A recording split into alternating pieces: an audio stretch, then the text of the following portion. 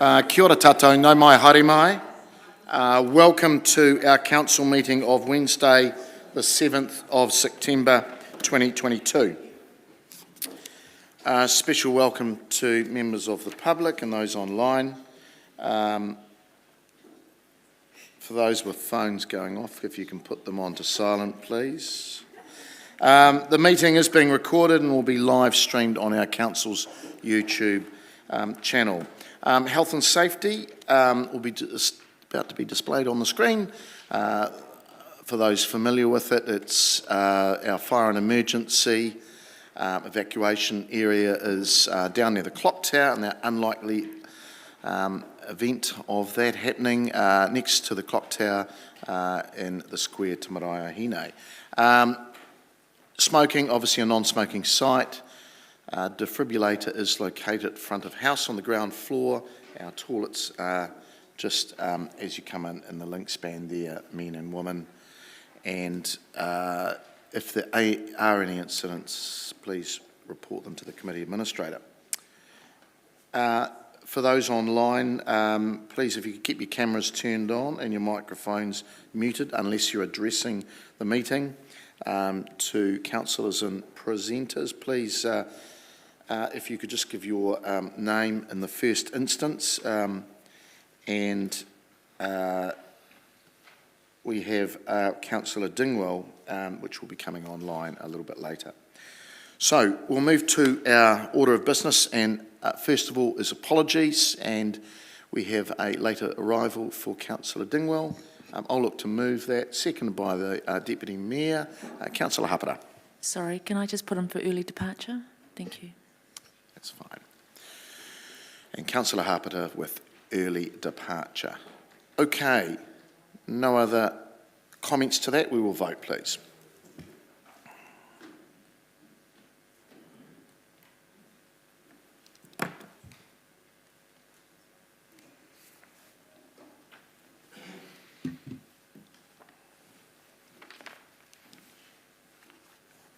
That is passed, 15 votes for and none against. There are no notifications of additional items that I've received, nothing from the floor. Declarations of interest, again, I haven't received anything.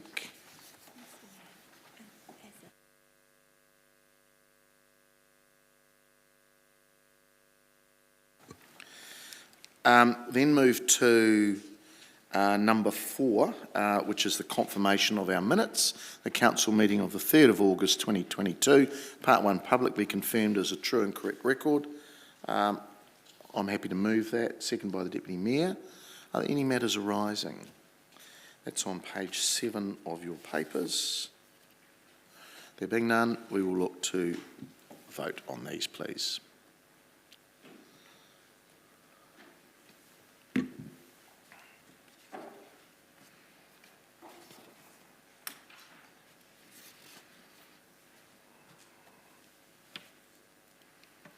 And that was passed, 15 votes for and none against. Right, we move to our first report, and that is number 5. It's around our working environment review, and there's a memo there from our Acting Chief Executive, Chris Steyerberg, and online, the author of the review, Rebecca Ivey. So welcome, Chris and Rebecca online. Chris. Thank you, Mr Mayor. Happy to take this report as read, and Rebecca and I will answer questions. I might go online. Rebecca, is there anything you want to summarise?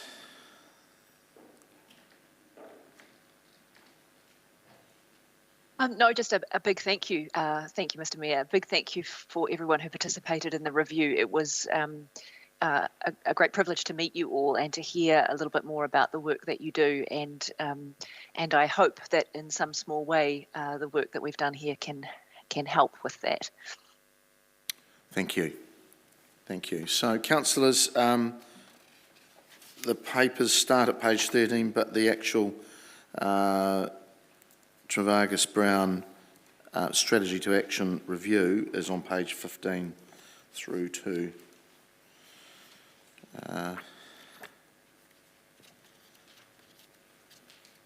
through to page 38. Yeah. So look, are there any questions of the officers? Councillor Bowen. Thank you, Mr. Mayor. Yep. Chris, Rebecca, thank you for the paper. This might not be a question you can answer, but the recommendation in front of us is to receive the report, but I know there were recommendations in Rebecca's report. What's the process for taking forward those, well, suggested improvements rather than recommendations?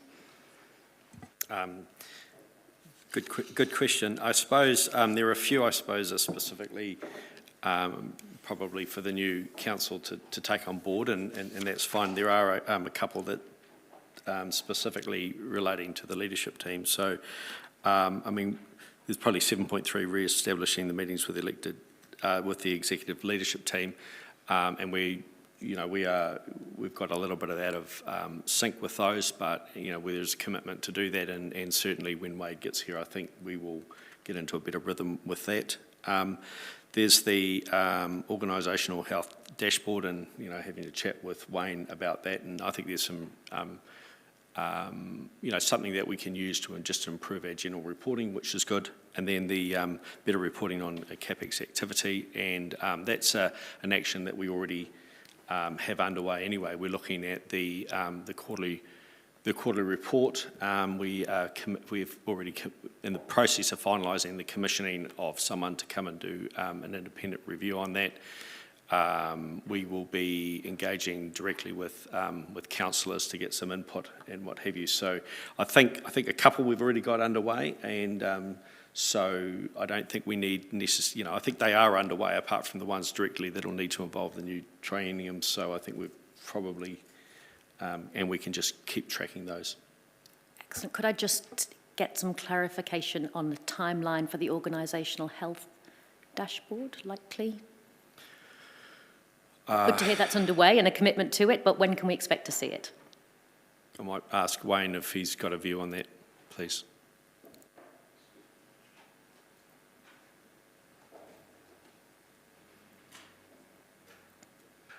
Good morning, Councillor. Wayne Wilson, Acting Chief People Officer. That would form part of my intention at the moment is that would be reported not in the current one coming to the next meeting, but the meeting after that as part of the health and safety report that we do. That's sort of moved into that area as well. So that's my intention, but we'll confirm that, but at the next quarterly report. Thank you, Wayne. I suppose my final question. This report was commissioned by elected members. Chris, I wondered if you had a comment on its usefulness from an operational ELT point of view.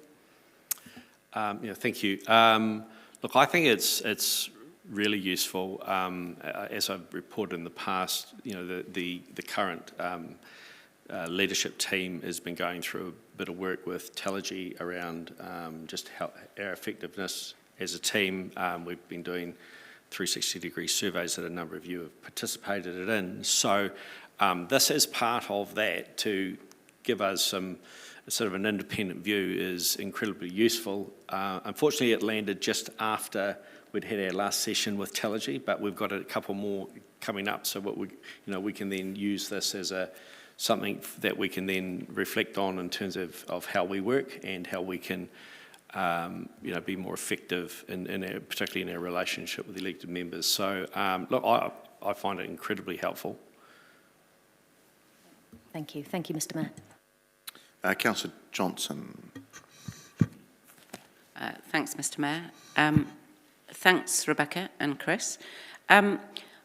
My question is whether we could, in some way, sort of keep an eye on these improvements and recommendations over the next little while, whether they might perhaps form part of the things that we watch through audit. So in the same way that we have, audit actions and how they're going, that this report could be seen in that light, and then we could just keep a little watching brief on how things are going over the next while. Do you think that's a possibility? Thank you. I think that's a really good idea. Yeah. So I suppose when I was answering before, I'm thinking, actually, we probably do need to make sure we track these to make sure it just isn't something that just ends up in the bottom drawer. So I think maybe what we could do is include it within maybe a quarterly report or something like that, where we just have, while it's still useful, we'll just keep a bit of a table and we can just comment on the actions. And I think probably if it made sense to the members, would probably include, maybe we could even include all of them, not just the ones specifically owned by the, and then we can coordinate with the mayor or the deputy mayor or whatever, whoever the appropriate person would be, and we can just keep track of it. Well, I'd certainly be in favour of that. That would be great. Thank you. Thanks, Mr Mayor. Councillor Barrett. Thank you, Mr Mayor. This question's probably more for Rebecca, I think. On the part of the report that was around what is culture, I guess the thing that really sat with me there was the statement, you cannot improve culture by fixing culture. Culture's a result, it's a symptom, and it's not a cause. And I just wondered, Rebecca, if you might be able to comment kind of in terms of how well you think that's appreciated and understood within the organization, and what we might do to help the organization appreciate and understand that more comprehensively. Thank you, Councillor. It's an excellent question, and in part I would say that I don't know. The scope of my review included speaking with the executive leadership team, and we were talking about observed behaviours and experiences rather than what is culture. Do you understand what it is? Do you know how to work with it? So I think that would likely need to be something that either required a little bit more investigation, or might be something that your new chief executive picks up, or the work with Talergy picks up. In saying that, I would say it's not uncommon for executives and senior managers to not think a lot about organisational culture from what I would call an academic perspective. It tends to be a very lived and practical engagement, and many leaders come to the same conclusions through their own work over time, but don't necessarily know it, if that makes sense. Great, thanks, Rebecca. Mr Mayor. Councillor Happer. Thanks, Mr Mayor. Thank you, Chris and Rebecca. This is a question for Rebecca. Just looking at the recommendations and just thinking about how it's about your work that you do outside of this and whether you benchmark it against other organisations. And I know it's outside the scope, but it's looking about the recommendations or suggested improvements and how we could go forward in terms of benchmarking against other organisations in the local government sphere. How could we do that, Rebecca, going forward? Thank you, Councillor. Another very good question. In relation to codes of conduct, I was able to find a large number of examples online. That doesn't necessarily tell you whether they're effective. And I think that the observation I would make is that there are some local bodies who feel that their code of conduct is being overused, for example, being used to stifle what would otherwise be deemed as good, robust democratic debate. And there are other local bodies whose codes of conduct are seldom used, perhaps either because everyone's on their best behaviour, or perhaps because the process is complicated or difficult to follow. So I think that the question perhaps is something that might be shared with LGNZ or a similar body, knowing the effectiveness. I mean, they have a model code of conduct on their website, but it doesn't have content in it. So that process of making it relevant to you and knowing how other councils are doing is not something I'm aware of any benchmarking in relation to. I would say that the relationship between elected members and senior officers is a challenge because of the nature of the roles, not because any particular council is better or worse than others. And I think many of you are sort of aware of those councils that are having particular high-profile challenges. But it takes effort to make those relationships work. And you are all very, very busy, and effort takes time. So I would just acknowledge that that's a really hard thing to do. And to an extent, perhaps challenge the extent to which needing to benchmark against others is necessary. At the end of the day, if your council is able to achieve what it's trying to achieve and can do so in a way that is supportive and professional, then whether you're better or worse than another local body perhaps is less relevant. Thanks, Rebecca. Thanks, Mr. Mayor. Councillor McLeod. Oh, thank you, Mr. Mayor. Probably before I go to Rebecca and Chris, I'll probably ask to our governance manager, Hannah, how often is the code of conduct reviewed?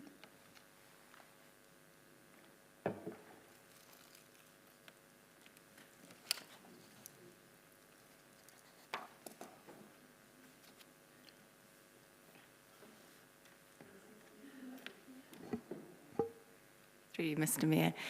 So each of our governance policies is on a cycle of review.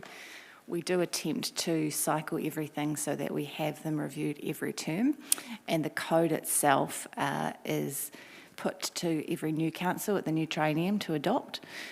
So the current code was adopted in 2019. It was a rollover of the code that was adopted in 2017, which was again a rollover from 2015. So the review we've been undertaking right now is the deeper dive that we've been waiting for. Cool. I mean, the reason why I'm asking this, I think, coming to you, Rebecca, is because you highlighted in your report that, you know, it should be easy to, the code of conduct should be easy to understand the process and what is required. It should uphold the principles of natural justice, fairness, and should not victimize the complainant or create further injustice. Do you have confidence in the current code of conduct? The reason why I'm asking this is because we are currently, or today, we'll be adopting the elected members' code of conduct, and I'm not sure if you've read it, but I just want to make sure that, you know, being an expert, that you've got some confidence in our code of conduct. Thank you, Councillor, and thank you, Mr. Mayor. A very good question. I think perhaps the area of the previous code of conduct that caused me the greatest concern was around the process beyond the preliminary attempt to resolve a complaint. So in the main, it was fine up until the point that a resolution hadn't been brokered, if you like, through mediation. And there was a point at which it goes to a panel and a public process. And the thing that was very concerning to me about that is that potentially one of the complaints that might come through the code of conduct could be around sexual harassment or inappropriate behaviour towards a staff member. And I think if I were a staff member in the council and I had experienced something like that, and I wasn't confident that it could be resolved informally, then that formal process would stop me from going any further. The idea that I would have a panel selected by the elected members interrogating me on my experiences in public was deeply concerning. Now, I appreciate that you have some discretion to amend that process, but I do think there is some need to be conscious that there are different types of complaints, and that different types of complaints warrant different sorts of process. So clearly, if there is a constituent, a ratepayer has a complaint about a decision that's been taken by the council and uses the code of conduct to raise that, then a public hearing might be entirely appropriate. But for something of a much more private and personal nature, that did not seem to me to be an appropriate approach. So I think that it's, to an extent, it's fine. I guess I would simply note that the most sensitive matters need to be considered as well. Cool. That shouldn't necessarily prevent you making improvements today. This is an iterative thing, right? You don't necessarily have to fix it all at once. Sure. Thank you for that. One more question probably to the CE, acting CE, and probably a governance manager is that quite similar to what Councillor Bowen was asking earlier about the timelines and how we can implement these changes. In the suggested, well, the current code of conduct being considered for adoption, are we taking into consideration some of the concerns that have been raised already, or how will that reflect, given that, you know, it's just like the time frame that we use to sort of update it, you know, will be because of microphones, I think the answer is yes, Councillor, and the governance manager will address those in the next item. Cool. Thank you. That was. All right. Thank you, councillors. Thanks, Chris. Thanks, Rebecca. All right. So we have we'll just get up oh, sorry, Councillor Naylor, you wanted to, no, okay, cool. We have the resolution there that Council receives the independent culture review. I'm happy to move that. Second by the Deputy Mayor. Look, councillors, I'll kick it off and thank you, Rebecca, as the author of the review. And although I personally didn't really see the need for the review, it has been really helpful. I suppose it did prove that our elected member culture is collegial. I think the word collegial was used quite a lot, and inclusive. And I believe that because the code of conduct, a barometer of that is the code of conduct has not been used in 8 years. Now, I know we're going to go through that in a moment, and it has been seen as somewhat and spoken about as being quite a blunt tool. But I think it does show the elected members' integrity and respect around the table, because we all come from quite different backgrounds and at times somewhat different views. I think the recommendations and some of these, and look, there was an outlier in some of the comments, you know, we've seen that, but it was one outlier. And some of the recommendations are already in train around process around appointments, and a more elected member-led induction program, better senior management, elected member meetings. Acting CE's already explained that a lot of those things have been taken on board. Having an individual elected member's professional development plan, I think, is quite important too. I think that was actually a good recommendation, and there was a number of take-ups for our senior management team as well. And as the acting CE said, you know, around CapEx reporting, organisational health dashboards, all of that stuff, I'm sure will get picked up, and we'll encourage our new CE to perhaps even lead in that space. So I'm happy to recommend this and not put it in the bottom drawer, and hope that it really does add some benefits to the organisation. I'll open it up for other comments. Councillor Barrett. Yeah, thank you, Mr. Mayor. I was very pleased to see this review commission. I thought it was an important and timely piece of work. My view on what we've received is that it's quite well balanced. The point that culture is an indicator, not a cause, and clearly it shows some places where there is some room for improvement. It gives us some recommendations that we can pick up, and it really says that we've all got a role to play. All of us around the table, all of us in the room, all of us in the organization ultimately, and I found it really, yes, both timely and useful, and I do hope that as per some of the questions, the focus on this does stay elevated until we're certain that as a group we are making the sort of progress that we want to make for an improved culture into the future. It's not that things are broken, but I do think things can improve, and I'd very much like to see us take that view around this. Thank you, Mr. Mayor. Councillor Johnson. Thanks, Mr. Mayor. Yes, I was very pleased to read the report because I felt that it identified some of the difficulties that exist in the local government environment for elected members and senior staff.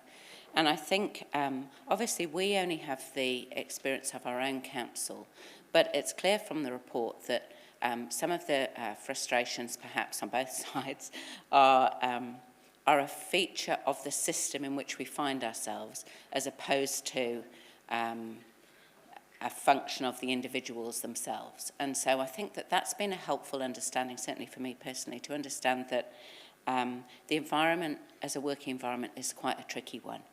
And so I welcome the recommendations, and I think it's helpful to have this kind of report to kind of almost as a vaccination against anything disastrous happening, you know. So it's good to have these reports in before there's any kind of dire circumstance in which you wished you had done this. So I'm hopeful that we can keep an eye on it, make the required improvements, and also perhaps work with greater understanding of the pressures that everybody's trying to work under. Thanks. Councillor Naylor. Thank you. I also am really pleased to see this report come through, and just want to say a big thank you to you, Rebecca, for the incredibly thorough job that you've done of this review. I think the observations that you made were incredibly insightful, and I think it became apparent, even I think you interviewed me at the end of the first day, and it seemed you had a very good understanding of the current landscape even by that point.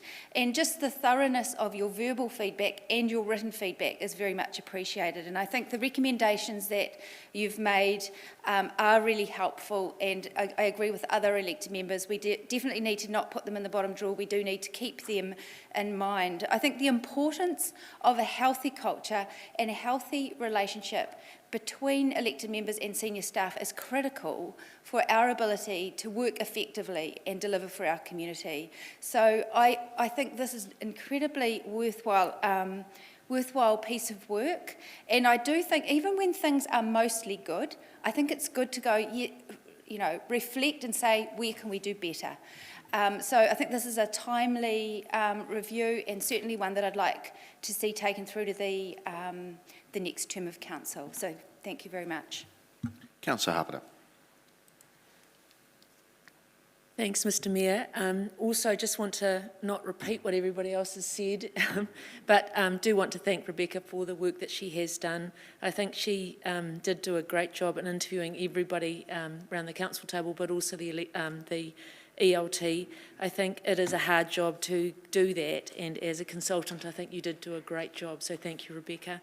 I also think that it shouldn't be put in the bottom drawer. I think that would be the worst thing that could happen, so I don't think that that should happen. The recommendations that you did put forward are very good, and I think going forward it would be good for the new term of council to take that up, and also for the new Chief Executive to take that up as well with the ELT, so, and with the new Code of Conduct. So it's all going forward. If we're elected next month, it'll be good to see this all being put in place. Thank you. Councillor Bowen. Thank you, Mr Mayor. Again, not repeating the comments already made and agreeing with those elected members who have spoken.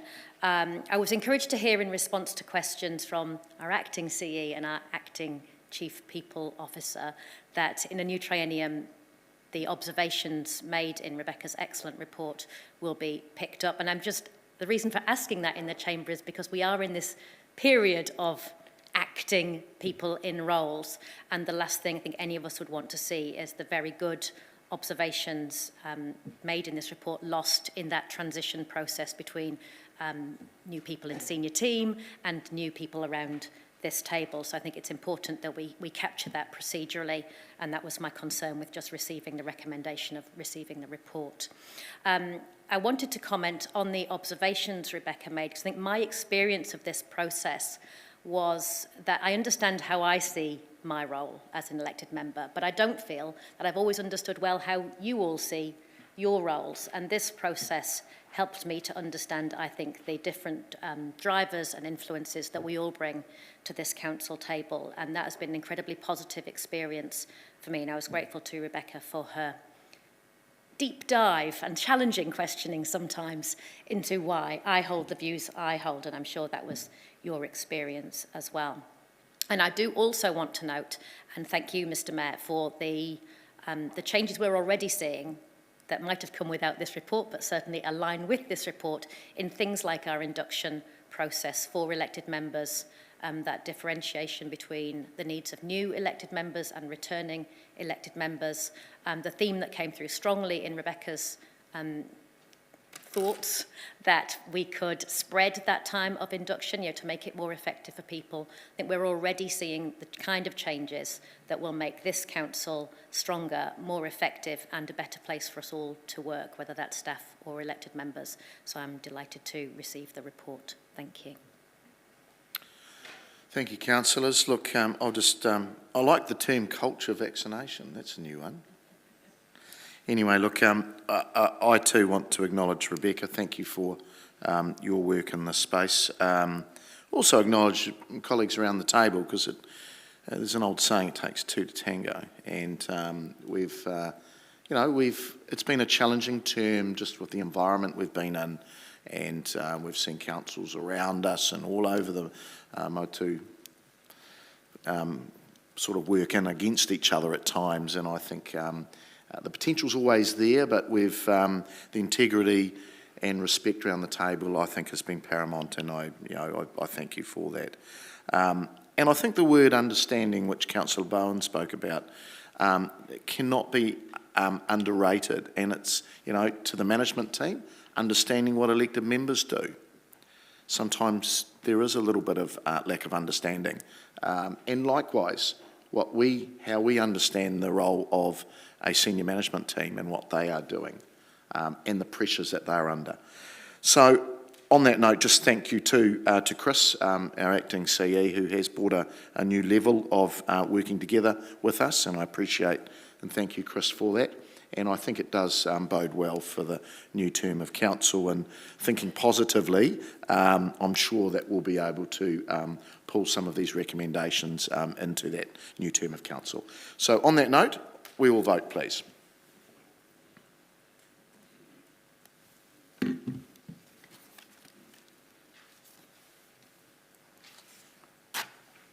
It's passed, 15 votes for and none against. Right, councillors, we'll move, and we now move to number 6 on our order paper, is around the elected members' Code of Conduct 2022, and I'll ask our governance manager, Hannah, to speak to that. It's page 39 of your papers, please.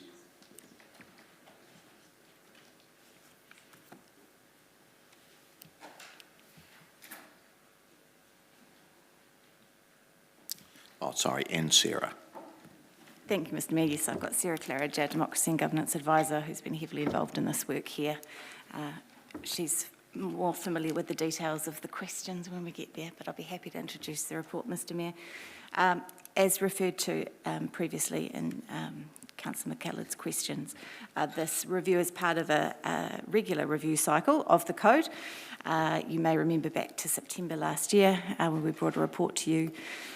We then brought another report in December. We've workshopped it. We worked together in workshop in June, and we brought the report through today. It is timely that this work be completed. Obviously, the necessity of it was included in the previous paper you've looked at today, that we needed to review and revise the code according to natural justice, fairness principles, and to make it safer for complainants.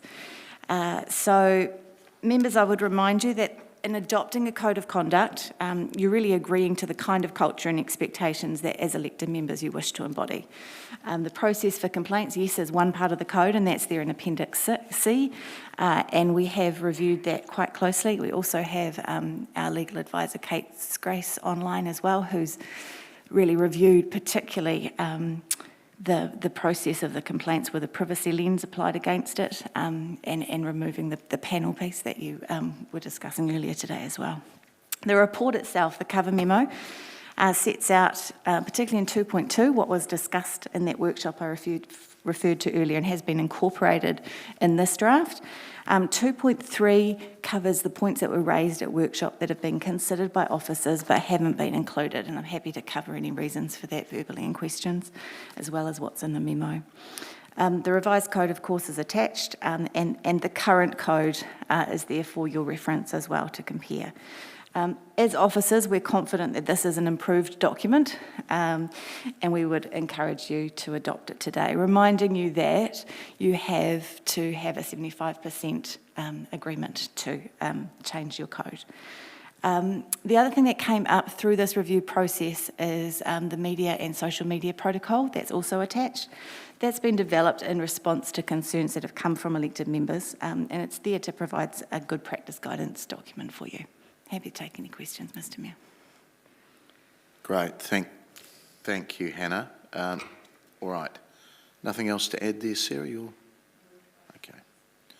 You'll answer the hard questions, okay. Right, the Deputy Mayor. Thank you, Mr. Mayor. Thanks, Hannah and Sarah.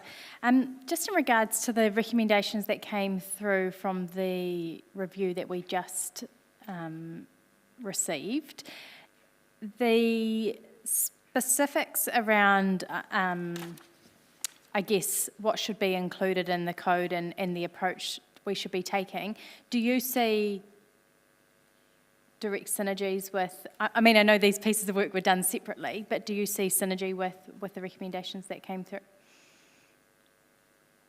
Or suggestions, I think, was specifically the wording. Yes, I think they are, as you've pointed out, they are, these pieces of work have been done in parallel, but I think there are echoes in both of them. So certainly, you may remember back when we first looked at, particularly at the complaints process, the original position of elected members was that they wished to retain what they had. As we went through that process, I think many of you acknowledged how complicated it was. And then in the recent workshop, there was discussion as to ensuring that council had the final decision over that, and that's certainly been retained. But that privacy lens of how do we make sure that the investigation is robust and thorough and private where it needs to be, that has been applied. So yes. Okay. Thank you. Okay. I'm amazed. No other questions. All right. Thank you, Hannah. Thank you, Sarah. You didn't get any hard questions asked. Got off. All right. Okay. We have the adoption of the members, elected members' Code of Conduct 2022. We resolve that Council adopt the Elected Members' Code of Conduct 2022, Attachment 1, to replace the former Code of Conduct 2017. Council agrees that the Media and Social Media Protocol 2022, Council delegate authority to the Acting Chief Executive to make minor edits to the Code of Conduct 2022 and the Media and Social Media Protocol 2022. And finally, that Council amend the delegation manual, delegations to Chief Executive, to read Section Y. The Legal Counsel to appoint independent investigators for Code of Conduct complaints from approved list of independent investigators. So look, I'm happy to move those, seconded by the Deputy Mayor. Open it up for any comment.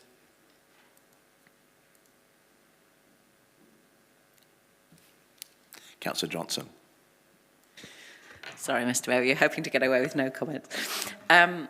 Well, just as one who did raise objections to this when it first came to us, I thought it behoved me to make some comments at this point. I understand it's taken quite some time and quite a lot of discussion to get the document to the table in its revised form, but I would say I think it's all the better for that.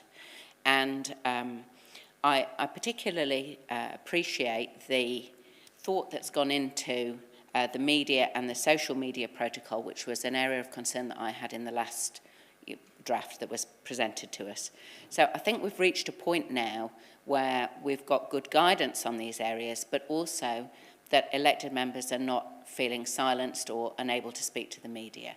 And I think that that's extremely important. We're all elected independently of one another, and our accountability is to the electorate as well as to the council. So I do think that it's important that we retain the ability to speak to press or to run our own social media within certain guidelines, but that those guidelines not be too restrictive, I suppose. So I think we've reached a good point at this moment, and I'm happy with the revision that's been done.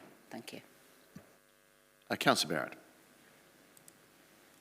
Thank you, Mr. Mayor, colleagues. Now nearly 6 years here, and I'd have to say this is the first time that I've probably really honestly seen, you know, for myself, the ability to poke and prod and really look at this thing from all its facets. It was something that was handed to me at some point during orientation nearly 6 years ago, but it was really that process, and at times it was actually a little bit painful going through in the chamber, in the workshops to get to the bottom of some things. It really helped give me an appreciation of what it could do, what it couldn't do, and how it might be exercised. So really appreciate that we did have that opportunity to work through it quite comprehensively. I think that it is now a code of conduct that's strengthened in both in terms of its kind of natural justice lens across it, and as well as Councillor Johnson said, I think the media space is now much more clear and much more consistent with what the community would expect of us as a council. So I'd very strongly endorse this in the hopes that we don't need to use it often. Yeah, thanks, councillors. Look, I think just to write a reply on this, not that I've said much, the time and scrutiny of going through this code and taking that time, I think, was important. The fact that there's not lots of you standing up to make some comment, I think, is testament to that. Look, our role has changed even in the last 5 years since this was last put on the table. And I think Councillor Barrett's right. The media space is an example. You know, it's different now to what it was even 5 years ago. And I too hope that this is one document which does sit in the bottom drawer and doesn't come out. And look, I think it's now fit for our time. So I think it's wise that we approve this. On that note, I'll ask you to vote, please.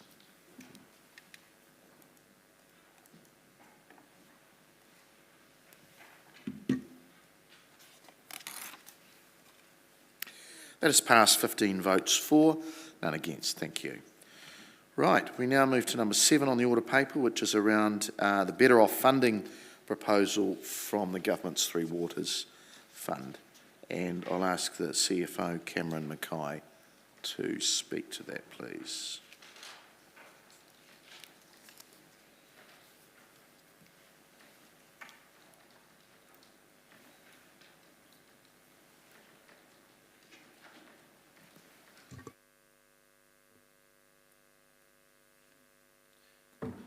Thank you, Mr Mayor, and good morning, councillors.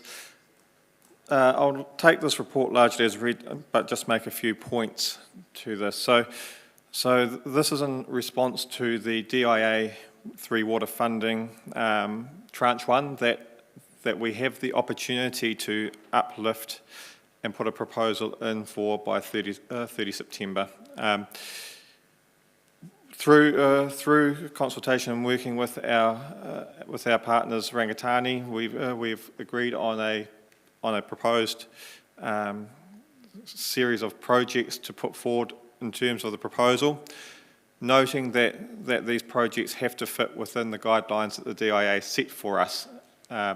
So that did limit somewhat where we could apply the funding. The list of projects that form this proposal have also been through our advisor that DIA put in front of us, CIP partners, to ensure that they do meet those criteria and to get an understanding whether these would fit a successful funding proposal. And their feedback to us has been that, yes, they do. So that's been received. We have that feedback, and really what we're seeking is endorsement of council for these projects to go forward. They must be submitted in a funding proposal and approved by 30 September. So the sooner we get it in, if there is any questions that they wish to ask of us, it allows time for officers to respond to those questions appropriately. Thank you. Yeah, thanks, Cameron. That's good. Councillor Naylor has a question. Thanks, Cameron. Just in terms of the programs that have been identified, in the preliminary discussions that were had with elected members, there was a view expressed that in terms of the iwi engagement, that it would be good to go back to iwi and see, in terms of the Rangatahi Better Off funding resource of 0.5 million F and the Wharenui and Wharepaku upgrade in E, those two items, there was a view expressed to go back to iwi and say, you know, which one of those would be a priority. I'm just wondering if that discussion happened and what the feedback was. Through you, Mr. Mayor, if you recall, the amount that was expressed for the Wharenui upgrade was significantly higher. They did express that they'd like to progress with that. In terms of what they've expressed to us, in terms of a resource to help with their engagement on these projects in particular, they have acknowledged that they are at a point where they are engaging on a wide range of issues and they are struggling to actually resource to provide support to these sorts of things related to Better Off funding, and so they do wish to have that. They have reduced the amount that they have had originally requested for the Wharenui upgrade as part of that discussion. They'd like to progress both. And did they express a preference if only one could go forward and not the other? Not that I'm aware of. I would have to confirm that with you. Okay, thank you. And just in terms of the the Multicultural Community Hub Investigation and Design, and the C, Te Motuapotua Detailed Design and Consenting, there's a bit, quite a bit of investment in there overall for design, investigation and design. In terms of the second tranche funding of 24.48 million, is that likely to be enough to deliver on the design and those big programs, as well as have some money for the bigger housing ones? Through you, Mr. Mayor, the reason why we do need to go through a detailed design and investigation is to find to get the level of detail to determine how much it would actually cost to construct. But the intent would be that, provided that tranche 2 still remains available, and we are taking that as the assumption, that these would fit nicely into a proposal for tranche 2 for a construction type project, because we would have done the work to understand the design and the costings, and we'd be able to bring that back to the table in a more robust manner. Okay, just to follow on from that, and I think some of the views that were expressed in the initial discussion was not to spread ourselves too thin. I guess what I'm trying to ascertain is, if we invest money in a lot of detailed investigative design, but then haven't got the funding to actually deliver on that, then it does seem like perhaps money not well spent. So was there any consideration of that feedback about not spreading ourselves too thin in terms of the number of significant programs that we're trying to do design for, and in terms of having confidence that we would actually have the funding to deliver on those? Through you, Mr. Mayor, the fair bulk of, or the major project that's been put forward for basically construction that isn't just a design project is a construction of housing on our Summerhays site, and this has been worked through with officers to understand the ability to deliver upon these programs, and yes, they feel that these can be delivered. Now, in terms of the investigative work, there is an element where it would be good for us to put forward some investigative works around Te Motuapotua, in particular in the Multicultural Hub, because they would lend themselves to a tranche 2 funding stream, and that would help us in the acceleration of that when that becomes available. So I don't think that spreads us too thin. Okay, thank you. Yeah, thanks, Cameron. I think my memory of that discussion was around aspiration and legacy, and I think some of those things have been teased out. All right, Councillor Johnson. Thanks, Mr Mayor. Thanks, Cameron. Just looking at the list and comparing it to the criteria, you know, I can see that we've got some wellbeings covered quite well, but how are we covering, say, environmental wellbeing as an outcome from this Better Off funding? That is a good question. I think that as part of this list of proposed projects, so if we take, for example, the city centre housing investigation, that certainly has an element of environmental wellbeing by bringing more inner city housing, which reduces the impact on transportation and other aspects. So there is some elements of that. Obviously, again, we're trying to fit within the three-pronged pieces that DIA put in front of us, which is around housing, enabling growth, and the like. Okay, so if we look at the if we look at the housing development one, which is the second one, well, it's A in your recommendation, but it's the second one in your table on page 93. Investigations and design for housing developments at Summerhays, Huia Street and City Centre housing. What brief are we going to be giving to designers for housing construction in those areas that would, you know, could we slant that towards, for example, ecologically sustainable housing options or something of that nature? I would need to confer with the officers, but certainly we can take that feedback and explore that option. Yes. Okay. But David wants to add to that. Yeah, David Murphy, Chief Planning Officer. I think those projects, given their locations, provide opportunities to provide leadership and demonstration projects in terms of density, design, sustainability, those sorts of things. So. Okay, thank you. Councillor Hancock. Thank you, Mr Mayor. I'm here.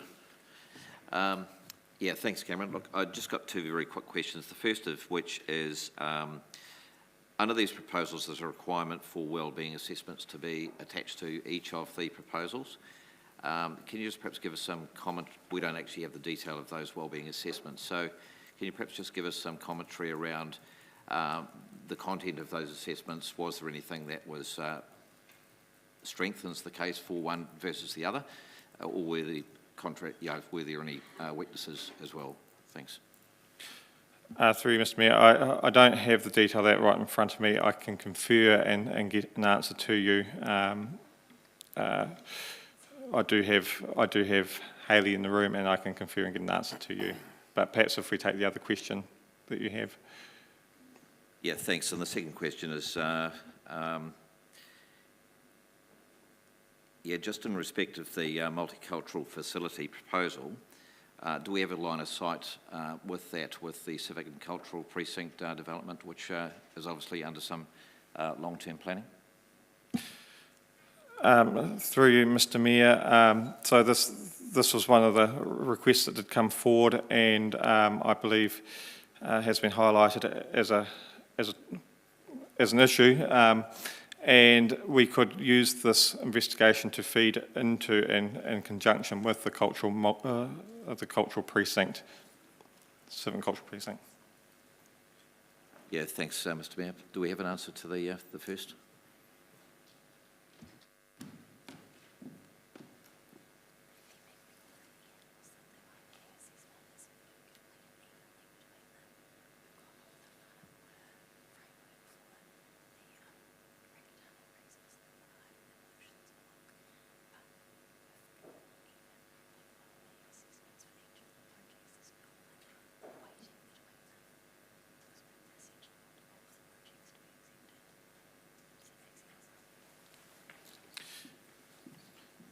Yeah, so, sorry, Mr Mayor, I was just conferring with a colleague there.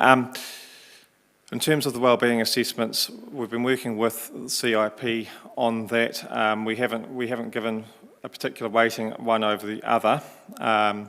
So their feedback to us has been that that they feel that there is quite an even weighting amongst the projects in terms of wellbeings, and feels confident in that regard that these would be successful and meet that brief. Yeah, thank you. So, you're confirming there's no outliers in there in terms of one which perhaps does not necessarily meet the criteria? No. Thank you, Mr Mayor. Thanks. Councillor Barrett. Thank you, Mr Mayor. Thanks, Cam. My question's around kind of unintended, perhaps, consequences. So this has a delivery requirement from DIA? Yes, so the funding would need to be spent within a 5-year time frame. Are there risks that, I guess this stuff kind of roars to the front of the queue to make sure that we hit deadlines, and therefore we kind of displace other projects that are also on the books? The way in which we've tackled this is to try and keep within projects that the council have shown an interest in and are upcoming opportunities. So we're not trying to think of things that perhaps and we haven't considered it in the lens that these aren't deliverable. We've considered projects that we think are actually deliverable, and that's why we've concentrated the construction piece, particularly in the housing space. And to confirm they're deliverable without negatively impacting delivery of other 10-year plan programs? Yes, that is my understanding, yes. Thank you, Mr Mayor. Councillor Beattie. Thanks, Mr Mayor. Most of my questions are answered. Just around the better off funding for Rangatani, that $500,000, that's not a 1-year fee, is it? It's over a period of time? The resource, that is for a contract resource spread over the 5-year tenure of this program. So what happens if tranche 2 doesn't happen? So if tranche 2 doesn't happen, the tranche 1 still can be spread over the 5 years. Tranche 2, if that doesn't happen, that means the $24 million of the next block doesn't become available, and that means that we'd have to think how we would fund construction of some of the investigative pieces. So this is done under the assumption that tranche 2 is coming. So with the multicultural hub, I'm just trying to think the timings for that. Have we got, we'll know within, obviously the election next year will tell us whether we get tranche 1 or tranche, if we get tranche 2 or not. So what have we sort of got in place to protect some of this? So basically, if tranche 2 didn't become available and we had done the investigation on multicultural hub and the design investigation to Mautapotua, we would then be having to bring back to the table what other funding stream could we find to fund the construction. But given, if we take multicultural as an example, and that's been highlighted through the Civic and Cultural Master Plan, it would feed into that work that Council is already doing, so it would advance that. Yeah, I suppose what I'm concerned about is that we've sort of only got a year to the election, so you've got $500,000 going into a detailed, investigate and design, and we've never been able to get something as big as that come to council within 12 months, if we look at our previous history. So how are we going to get that to the table to even get signed off? Right. The tranche 1 funding won't stop if an alternative decision is made in terms of a change in government next year. The $8.16 million in total will be available for the full 5 years of the scheme. It's only tranche 2, which is a $24 million, or the 3/4 of the remainder, that become that becomes an issue if there is a change in So all government. this money will be in our bank then? Yes. Okay, thank you. Councillor Bahan. Thank you, Mr Mayor. Thank you, Ken, for the report. I did have some questions about how we were giving effect to the environmental well-being, but I think that's been covered well by Councillor Johnson. So I think all I wanted to ask about after that was the paragraph at the top of page 94. I'm afraid I just didn't really understand the process that we're in there. So you talk about the draft funding proposal has been reviewed with feedback to be incorporated in the final funding proposal. Is that they're giving feedback to council for us to incorporate, or is their feedback incorporated in the proposal as it goes forward? Okay, so at the time of writing, we were also submitting this to our relationship advisor at CIP, who was giving us some advice around whether we had constructed the funding proposal to fit the requirements. They did give us some minor feedback on how we could word and draft some of these for better effect for when it goes forward, and we've incorporated that feedback. So it's mostly editorial Yes. feedback rather than substance. Correct. So they did not come back and say that we shouldn't progress with one of these projects. Okay, thank you for that clarification, Mr Mayor. Thank you, Cam. That's exhausted the questions. Thank you for running through those. So, councillors, we have the resolutions in front of you. I'm happy to move those, seconded by the Deputy Mayor. And it's around resolving that council endorse the submission or application of Better Off funding proposal totalling 8.16 million, comprising the following 6 initiatives. Investigation and design for housing developments at Summer Hayes site, Huia Street and City Centre housing of 1.5 million. Construction of housing at Summer Hayes site of 4.16 million. Te Motua Potoa, detailed design and consenting of 1 million. Multicultural community hub, investigation and design of 0.5 million. Te Hutu Manawa o Rangitāne Marae, Wharenui and Wharepaku upgrades of 500,000, and then finally F Rangitāne Better Off funding resource of 500,000. Number 2, that council delegate authority to the Chief Executive to complete the Tranche 1 Better Off funding application process, including delegation to alter the proposed initiatives if advised by the DIA, Department of Internal Affairs, and to enter into a funding agreement with the DIA after the 7th of September 2022 council meeting. So look, councillors, this is a government-led process, right, with their agencies, and CIP, which is Crown Infrastructure Partners, are one of the leads in this. I just want to thank, there's been quite a process, and I just want to acknowledge that we started from was involved in it around aspiration and legacy, and a few of you really pushed that home in some of our earlier discussions. These projects and initiatives do support important sectors for the city. 80% of this is in and around housing, and also supporting our key partner, Rangitāne, but also our significant multicultural community. And as I said, we agreed that this needed to have some sort of legacy attached to it. I acknowledge the questions around the environment, and I think that it was well answered around the design and the density, the sustainable design that will certainly be led around pretty well all those projects in some way, certainly the city centre housing. But also the Rangitāne projects. I mean, they naturally bring an eco lens to their work, their projects. Te Motua Potoa will definitely have that. And actually the infrastructure at Maxwell's Line is around improving the environment with development work around the wharepakus. So I also don't think we need to get too hung up on Tranche 1 and Tranche 2. We know this is a moving feast. The money's on offer. We either take it or we don't take it. So My view is we should be taking it.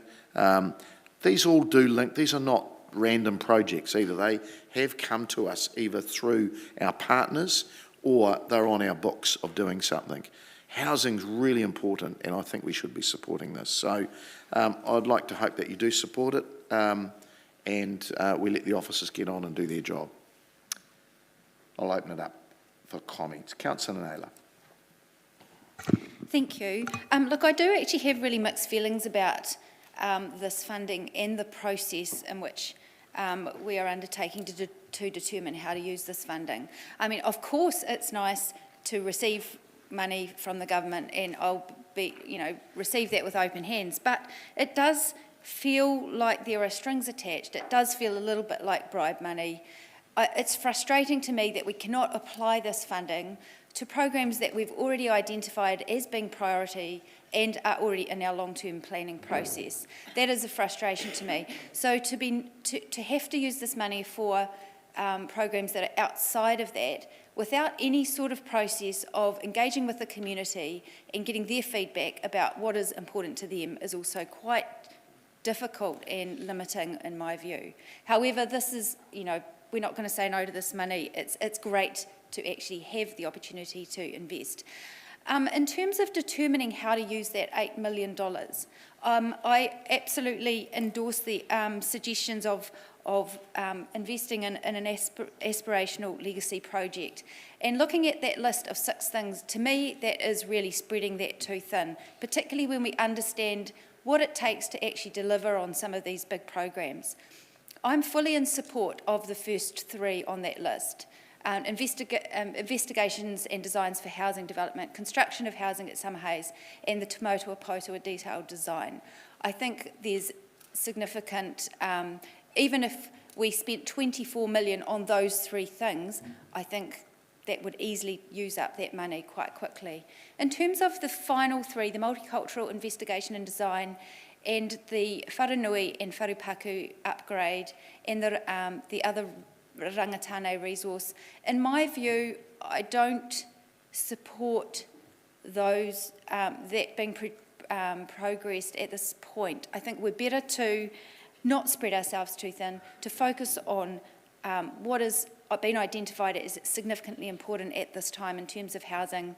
And I also think in terms of our partnership with Rangatane, I think the feeling in the discussions that we've had so far is that Te Motu-a-Potua is something that we would like to see progressed. So I'd like, Mr Mayor, if you could split the voting for those first 3, and I'd like to vote against the third 3. If there isn't support for the D, E and F, I'd certainly like that funding to be allocated to some of the first 3 items. Thank you.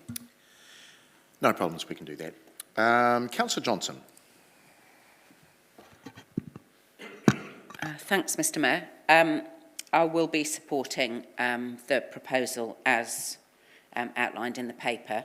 And I was going to just make a few comments about the Multicultural Community Hub. But I'll preface those comments by saying that I would like to challenge the concept that there's been no consultation with the community. Just about every single one of those projects has come to us from the community in one way or another over the years. And in terms of the Multicultural Community Hub, the multicultural communities in Palmerston North have been asking for adequate facilities to meet and to get together for a long, long time. That isn't something that's just come up here now. And the Mayor is as well aware of this as I am. This has been something that's been asked for years.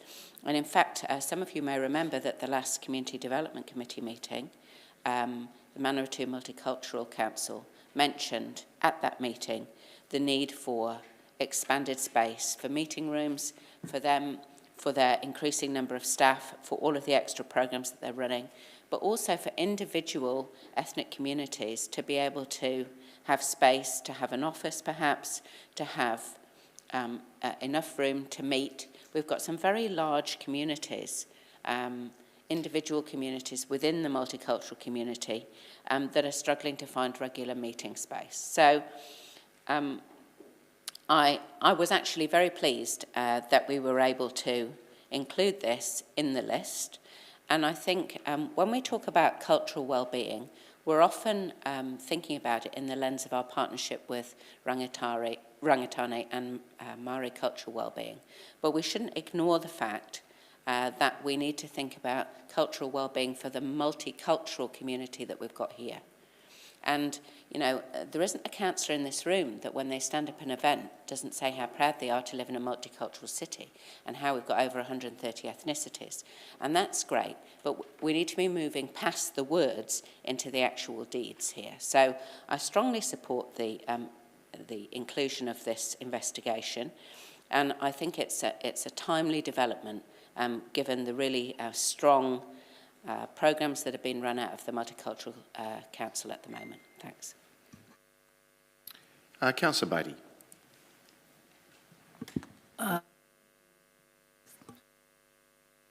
Thank you, Mr Mayor.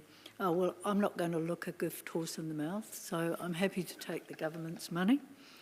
Overall, I'm happy we've got $5 million, over $5 million we wouldn't have had into housing, and I will hold the council to account to make sure that we've got some eco-housing in there. So you'll see me back here on 3-minute public comments if I don't see any.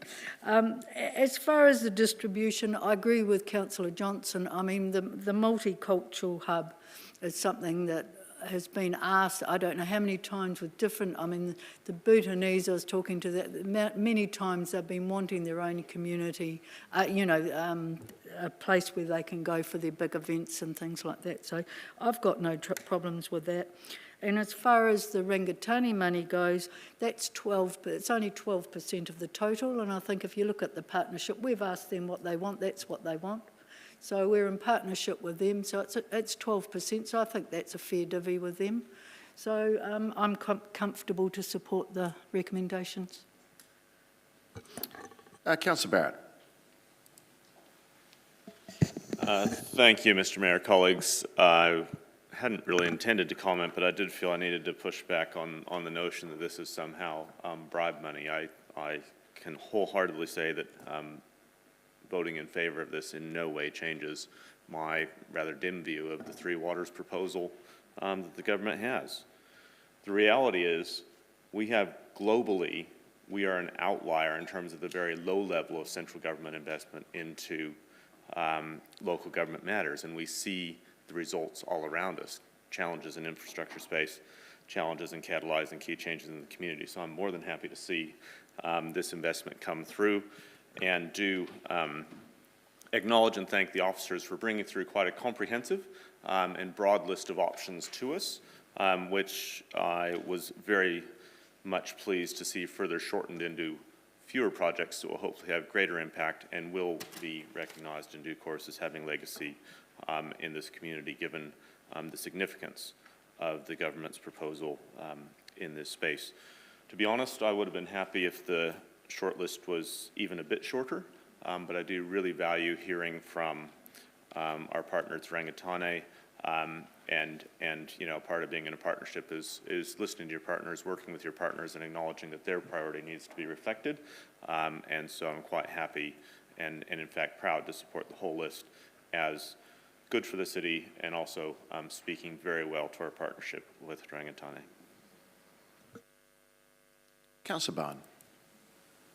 Thank you, Mr Mayor. I'll be voting in support of all of the recommendations, but I do share some of Councillor Naylor's frustration about the restrictions on how we spend the money. You know, we do go through very thorough processes in seeking community input into our planning, and the way this process has been structured, I think officers have walked a fine line in actually referencing community feedback we've had on the wider scope of projects and bringing through those opportunities that I feel clearly do align with our strategic direction, just sit outside of our current funding envelope at the moment. So I recognise the fine line that we've walked there. In supporting all of the recommendations, I absolutely agree with the comments about partnership by Councillor Barrett.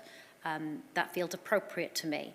I'm also reflecting on the comments made in answer to question by our Chief Financial Officer that DIA has seen our proposals and is has only given feedback of an editorial nature, not about the substance of the proposal that we're making.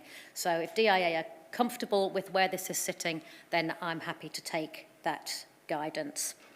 And I would also reference the comments made by the Chief Planning Officer about the opportunity to show leadership in design to get better environmental outcomes for our spend in the housing space. And I think we all look forward to seeing success there and seeing that leadership recognised in the development community and those opportunities taken up following Council's leadership. Thank you. Councillor Finlay. Thank you, Mr. Mayor. Totally in agreement with Councillor Johnson about the Multicultural Centre and multicultural facility. At the moment, we have a multicultural council in Palmerston North, one of the best, in fact, one of the first in New Zealand. It is now in a situation where it's outgrown its present facilities and has to go out of a council facility and have to pay commercial rent for another facility. There is such a need in this city for a multicultural centre that it's just phenomenal. I'm involved with one multicultural organisation which have 6 or 7 events every year where they have to go out to church halls, community halls and try and find facilities where they can have their functions. Multiply that by 130 and see how many nights that facility would be used. In fact, one facility in this city won't be big enough. We're going to need more than one. The next 2 months, we're going to have a multicultural event here in Palmerston North where there's going to be 4,000 or 5,000 people coming to Palmerston North. 6 people are sleeping in my lounge because they can't get facilities for them. It's so needed in our community that we should put it up to a priority. We crow about how multicultural we are as a city, and all we've really ever done is give the Multicultural Council a few rooms at Hancock House. It's time we did more than that. We need to acknowledge that our city is multicultural and we need a multicultural centre that is big enough, a big enough facility for the multicultural groups in our city to use. Thank you. Thank you, councillors. Just very quickly as a writer reply before we break. There's no strings attached to this funding other than the Crown's rules, and that's really around reporting. And I've just asked the officers on that, and really that's nothing more than what council would do for our own projects. So I think this is something we should be wholeheartedly supporting. I do, however, sympathise with some of the comments about the process, but we are simply reacting to an opportunity. Rangitane, we were specifically asked what did they require, and they've given their preference, and I do know, having spoken to them myself, that it was larger and there were more dollars involved, but the officers have negotiated well, and it, to be really frank, is a light touch on their projects. And it equates, I had 15%, but Councillor Beattie's a better mathematician than I, and it's 12%. Look, the multicultural community have asked for many years for their own space, and to echo Councillor Johnson and especially Councillor Finlay's comments, look, councillors, they equate to about 15,000 of our residents. So do you not think they deserve their own space? Absolutely. And I think they'll be a victim of their own success. Councillor Finlay's right, they will require, but they still can utilise our other halls, our other libraries, etc. But they do need their own space, and it does need to be dedicated to that very proud sector of our community. And there will be other funding partners, other government agencies that come knocking. We're seen as a shining light in this space, and I do think we will get supported. But if I could just say, 80% of this is going into housing. And I think if Councillor Beattie gets away, it'll all be eco-housing. But seriously, it is a sector that does need support and kick-starting. So really, that's what we are doing. We're kick-starting a lot of these projects off. This is something we should really take on board. It's an opportunity. It's presented itself. We'd be fools to not accept it. So I think it's a great deal, and I'd ask you to vote, please.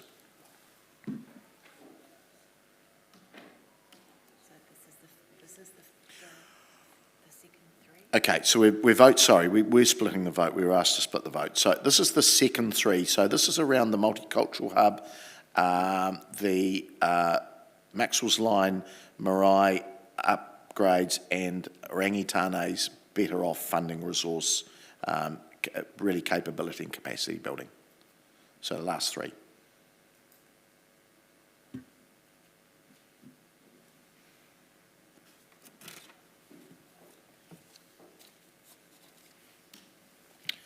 And that has passed 13 votes for and 2 against.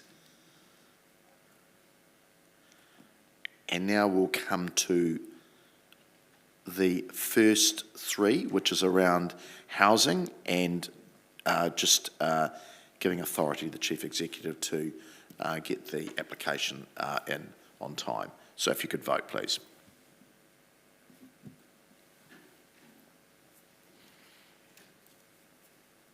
And that has passed 14 votes for and 1 against. All right. Okay, thank you, councillors. We will now break and we'll be back in the chamber at 11:15. Thank you.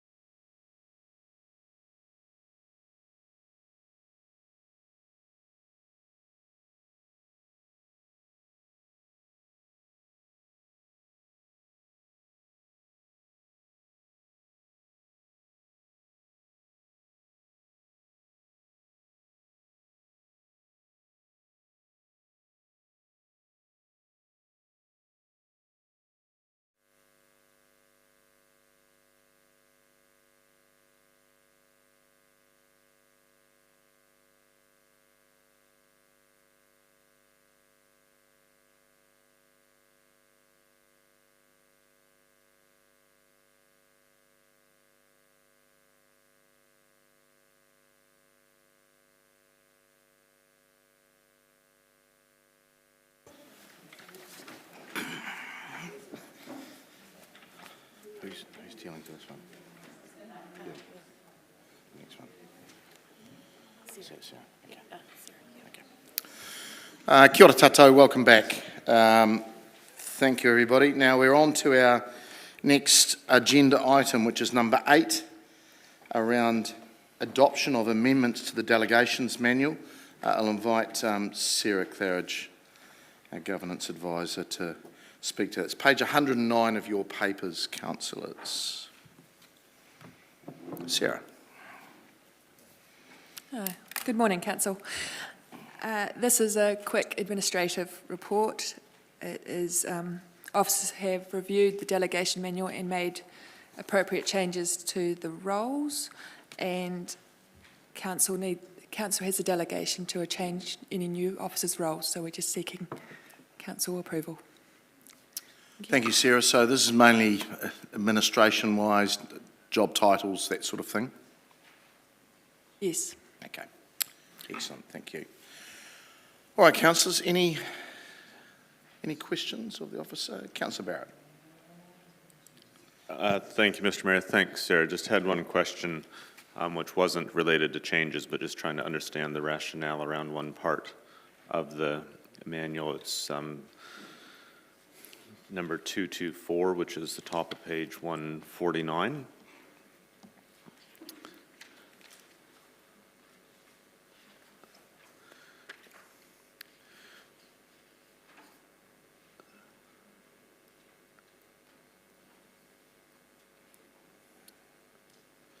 So it seems to provide on an ongoing basis effectively a full delegation from the chief executive to the assistants or deputy chief executive, and just wanted to understand kind of the rationale around having that.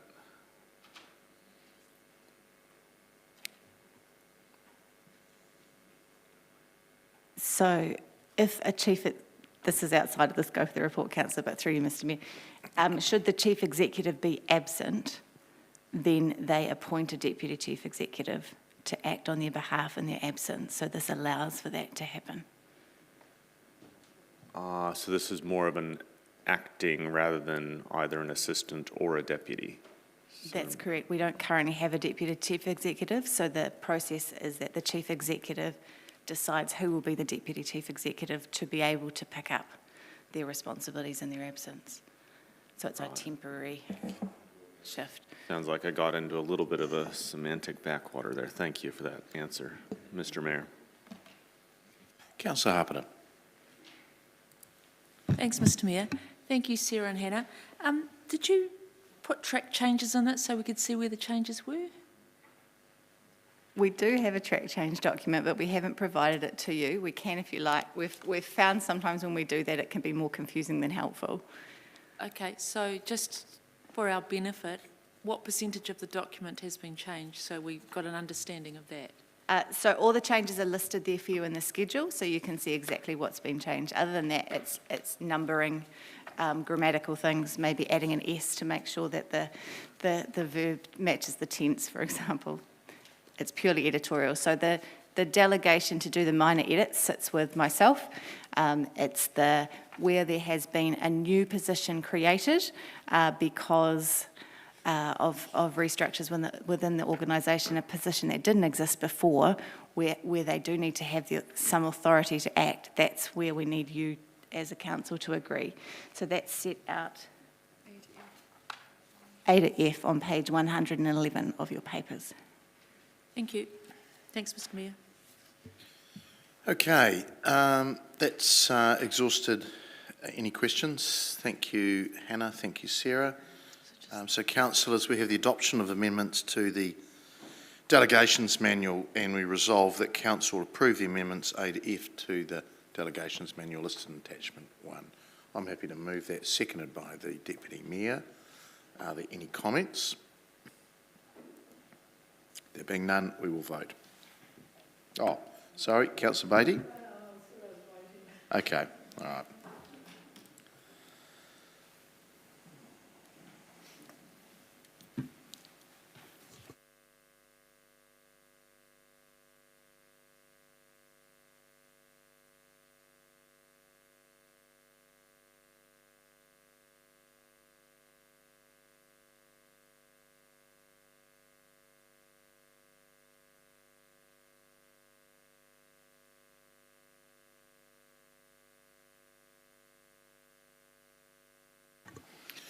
That has passed 15 votes for and none against. Thank you. Right, we move to number 9, which is the appointment of commissioners to the District Licensing Committee. That is on page 165 of our papers. Okay.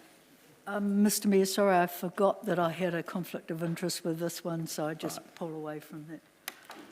Likewise, Mr Mayor, I missed that in item 3, my apologies, so I'll withdraw from this item. Thank you. If I could ask you both too, that'd be great. Thank you.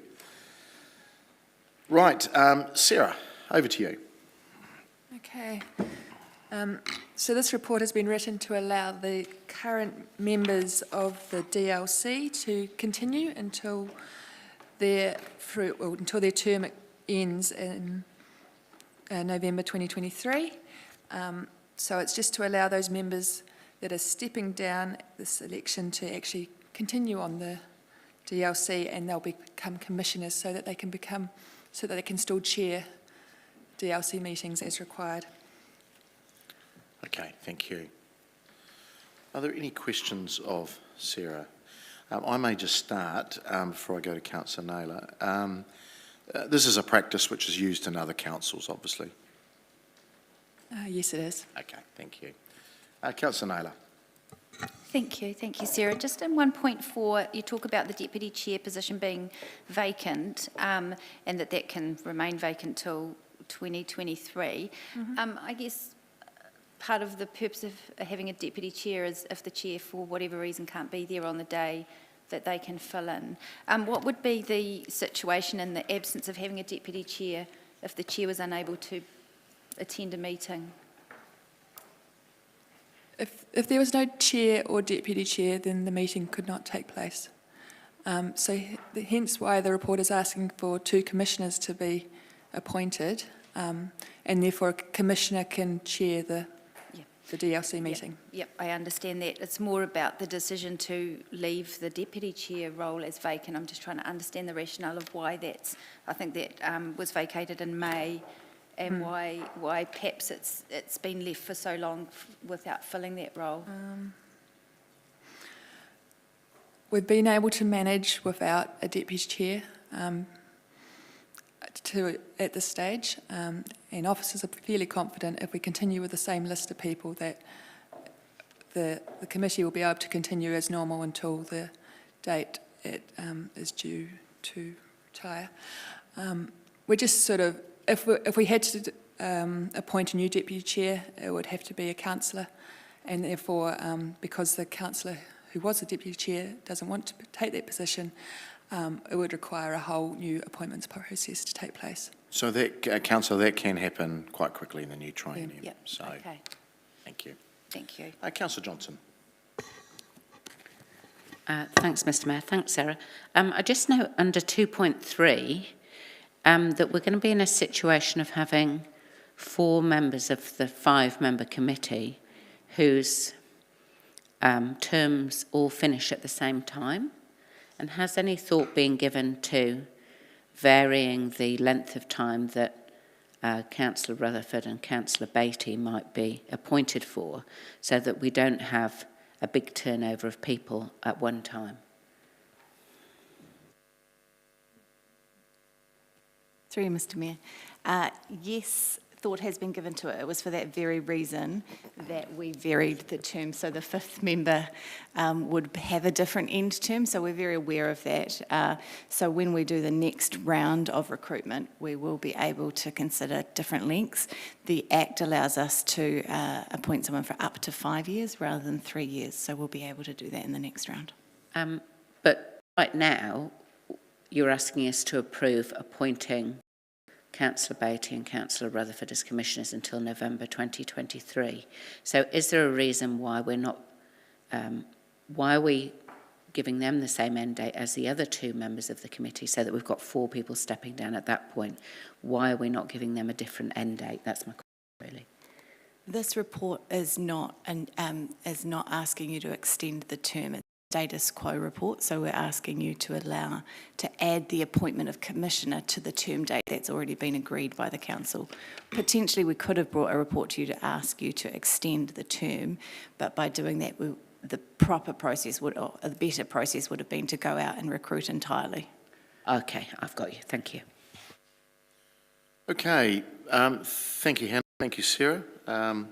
Look, we've got the resolutions there around appointment of commissioners to the DLC. One that council support Susan Beattie as a commissioner on the District Licensing Committee until 30 November 2023, as specified under the Sale and Supply of Alcohol Act 2012, Section 193. That council appoint Alicia Rutherford as a commissioner on the District Licensing Committee until 30 November 2023. Again, specified under the Act and relevant section. Number 3, that council note that an appointment process for new members for the District Licensing Committee list will commence in 2023 as specified under the Act and Section 192. I'm happy to move that, seconded by Councillor Dennison. I'll open it up for any comments, and I think this is smart that we appoint some commissioners to put us nicely in that holding pattern of status quo. Councillor Johnson did bring up the whole notion of do we change it, but I think it was answered well in the sense that you do have to start a new process. I think it's also testament to how well this committee is run that we just don't have the issues that some other cities and regions do around their DLCs. So really a vote of thanks to the people that have been in that role for the last 3 years. Are there any other comments? There being none, I'll ask you to vote, please.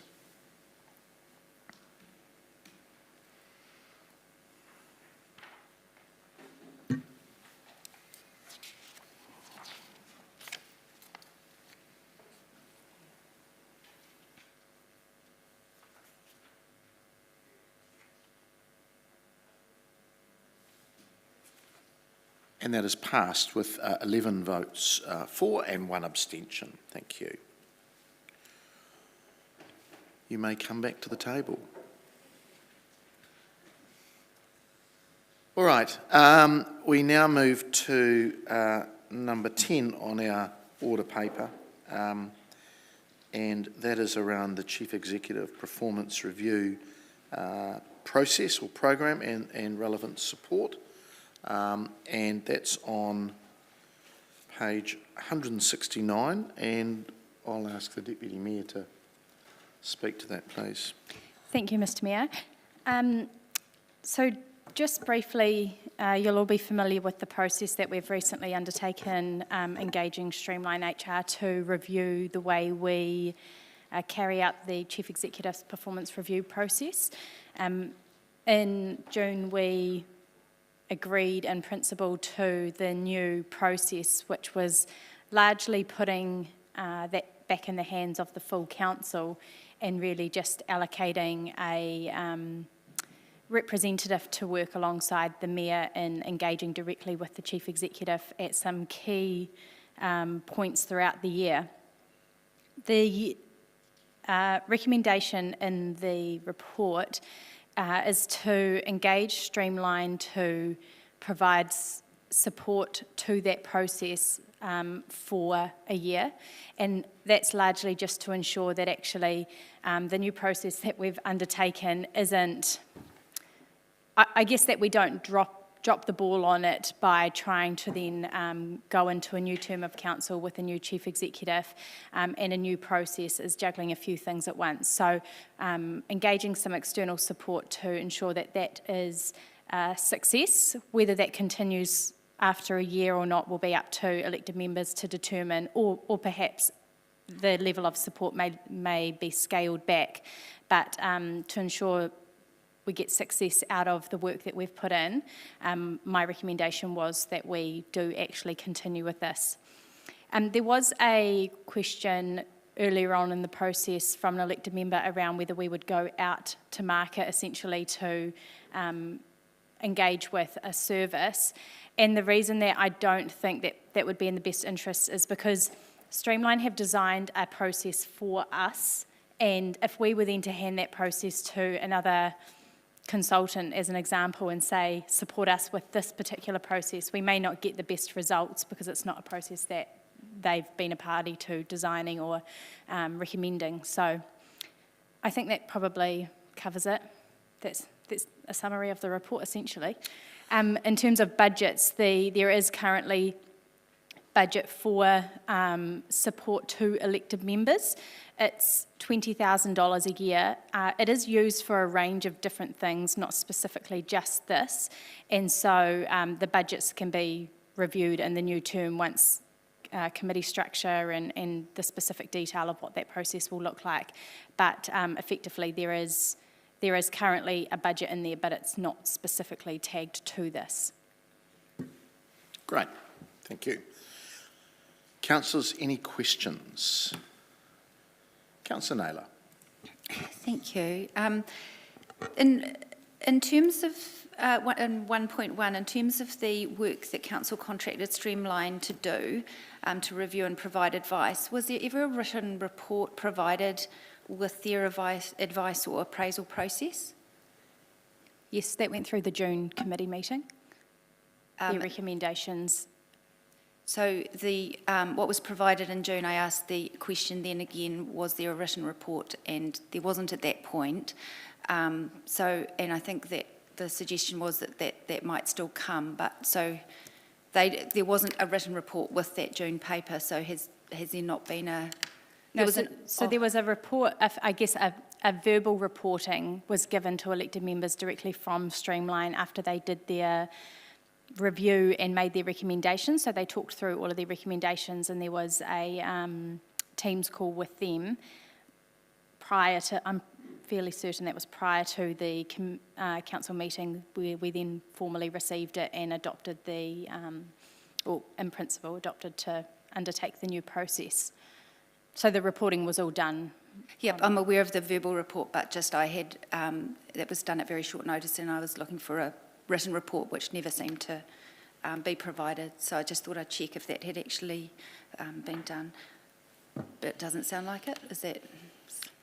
There's been numerous written papers to councillors. Were you looking for something more specific? Well, the work that was done on the performance appraisal and the recommendations, there wasn't a summary report. There was options provided. There was an options report? There was options provided of what they could offer in terms of ongoing services, but not a summary report of the actual work that we'd contracted them to do.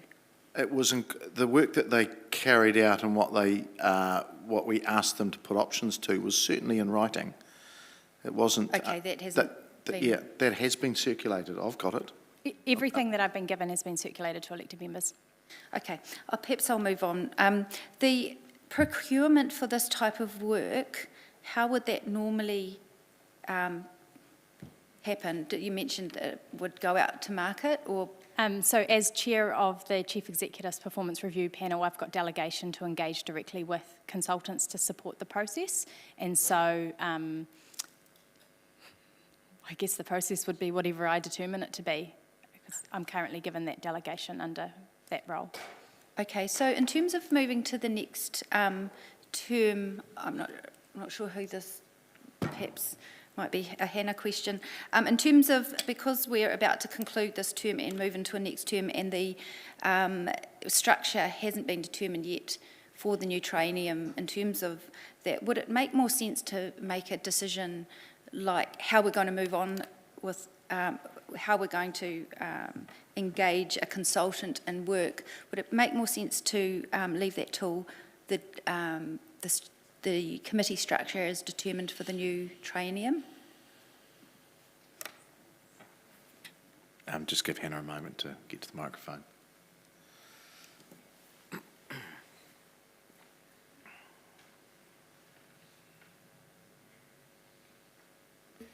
Through you, Mr Mayor. Councillor Naylor, the crux of your question ultimately is correct. When the new council comes in, the new mayor will appoint or recommend for appointment and set up the committee structure, and that will come back to the council.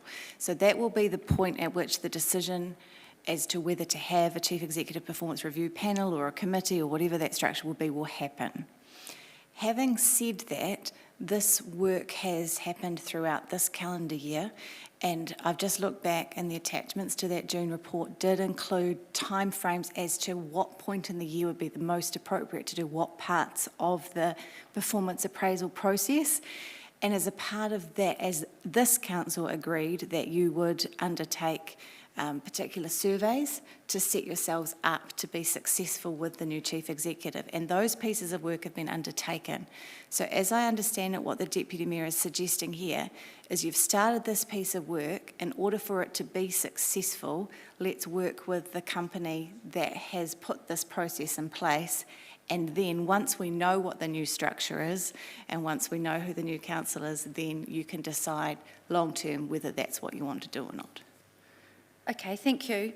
And just in terms of 1 point, there's some comments about risk in 1.5 about risk going to the market for other external providers that they may not wish to facilitate a process that they were not party to. Is there any actual evidence to support this view?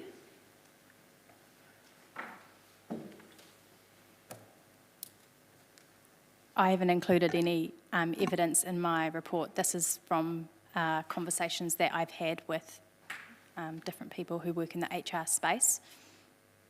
So in terms of, perhaps just as an example, we've heard from a consultant from a different organisation today, earlier in this meeting, who has a very good understanding of the council culture and landscape. I mean, is it possible that another consultant other than Streamline could actually be effective in stepping in and taking this kind of role on?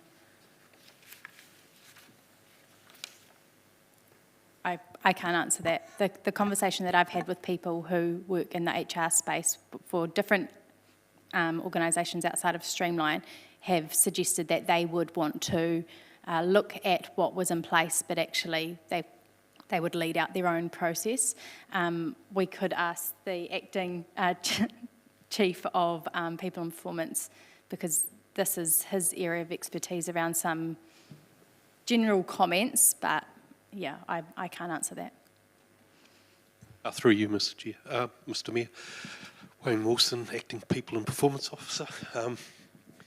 I think what the Deputy Mayor is saying is correct, that whoever designs the process is the best people to assist you to implement that process. But that's not saying that other people couldn't come in and do it. But you know, they would have the best understanding, and it would be their methodology that they normally use. So, you know, obviously they're going to be the best people for that, but other people could step in. But yeah, okay. I would recommend that you go with the team that developed it. Okay, thank you. Okay, are there any other questions of the report? There being none. So look, we have the Chief Executive Performance Review process support, and it's around resolving that the Council engage Streamline HR to provide a full service around the Chief Executive's Performance Review, supporting elected members for 1 year. I'm happy to move that. Is there a seconder? Thank you, Councillor Barrett. I'll open it up for any comments, other than I think our acting people and performance manager probably summed it up quite well. The people that have designed this process, which you all supported, by the way, are probably the best people to carry it out. I do have some, I suppose, agreement around perhaps the procurement of it, but it is quite an individualistic role that these people are playing, and they've already started it's almost like trying to pass the baton over in a running race. There's the potential to drop the baton on this.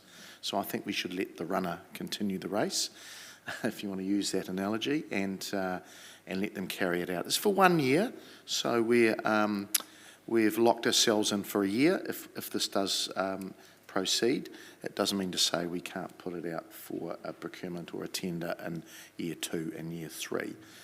The other thing is, it's not massive money, but that's not the reason not to do the process well. I think we've started it well, and we should just finish it. So I'd ask your support. There being no other comments, we will vote, please. Oh, sorry, Councillor Naylor. Thank you, Mr Mayor. I do believe this is an important piece of work that does need to continue. However, I'm not necessarily comfortable with determining Streamline as the sole provider to carry on this work at this point of our triennium, and we're just about to conclude this triennium. The new committee structure for the new triennium hasn't been yet determined by the Mayor, and I think it would make more sense to actually determine that first and then appoint a consultant. In addition to that, I think it's healthy to actually look at other options of who could provide this sort of service, and there were a few elements to the quality of the work that was done by Streamline that did give me some question marks about whether they would be the best suited to deliver this long term. And yes, certainly there was some recommendations put forward, but I felt like it seemed to me that they were putting the proposals forward in terms of how they could continue the work prior to any sort of summary or report of the information they had provided, how they'd got that information, or how they'd come to the recommendations that they set. So in my view, I think this is something that should be determined in the new term. So I'd like to move a procedural motion under 2.14.1E to lie this on the table. Okay, is there a seconder? Being none, that fails. So we'll go back to the original resolution. Are there any other comments? Okay, we will vote, please.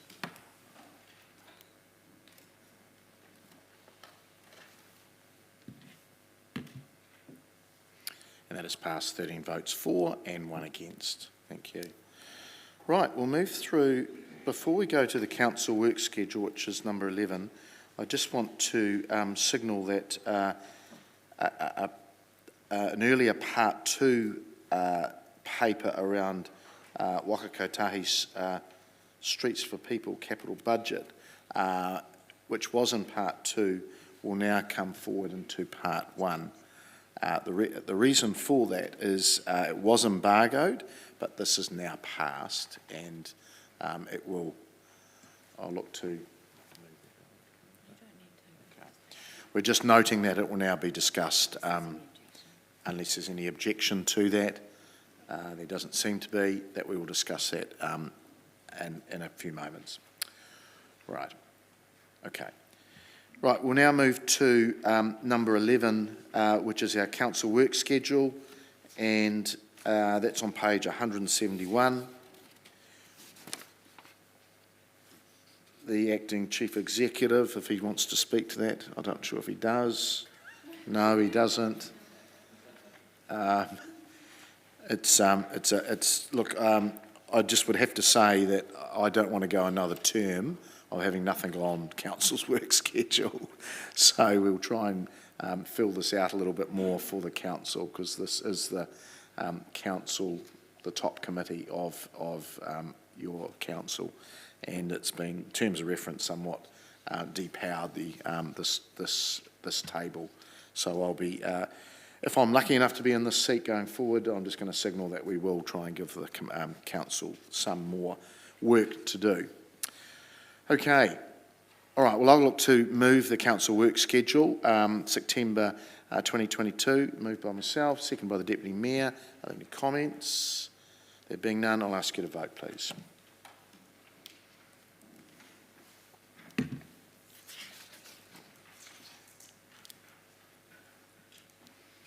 It's passed, 14 votes for, none against. All right, we will now pull forward, it was in your part 2 papers, councillors, report number 18, and it is around the Waka Kotahi NZTA Streets for People capital budget. I'll ask Hamish Fettenby to come forward, our transport group manager. Hamish, and that is page 35 of your Part 2 papers, councillors. Morning, Mr Mayor and councillors. Yes, as mentioned, we've passed the embargo timeframe now, so happy to talk through the Wakatahi funding for Streets for People project that we put in recently. So on Featherston Street, I'll take the paper as read and happy to take any questions. Thank you, Hamish. Could I just, and look, I think this is good news. It certainly supports some ongoing work that we're doing around our urban cycleway plan. Is that correct? Yes. Okay. And it doesn't include planter boxes? I've been promised that they won't be appearing again. Okay, correct. Great. Just for those in media land and social media land that want to know about that, they'll all be zinging in now. Okay. I'll open it up for other questions. Councillor Barrett. Will there be any form of vegetation? So the concept behind the Streets for People is to do an iterative design. So we're working with our stakeholders, the residents, the businesses that are there, the schools and such, and absolutely if they bring vegetation into that mix and it fits within the parameters that we can do, then we'll absolutely be trying to. Great, thank you for that. My basic question was really just to understand kind of how we got to identifying this specific. It obviously sits in the master plan, but was there an opportunity to go a bit bigger, or how do we test kind of the scale of what we could have achieved through this funding mechanism? So in general terms, there's $30 million available across all of New Zealand. Us being a tier 2, we couldn't ask for too much of that without sort of, I guess, overstepping the bounds. This particular project was identified, it's within our master plan for cycling, but it's also one of the most difficult spots, I guess, which suits a heavily engagement-focused process. So for us to fix this intersection with Rangatiki Street and in those areas actually ticks an awful lot of boxes. We have the rest of the Featherston identified and it's part of the LTP, so it's going to be happening concurrently as well. So this bit we're just using for this particular process. Yeah.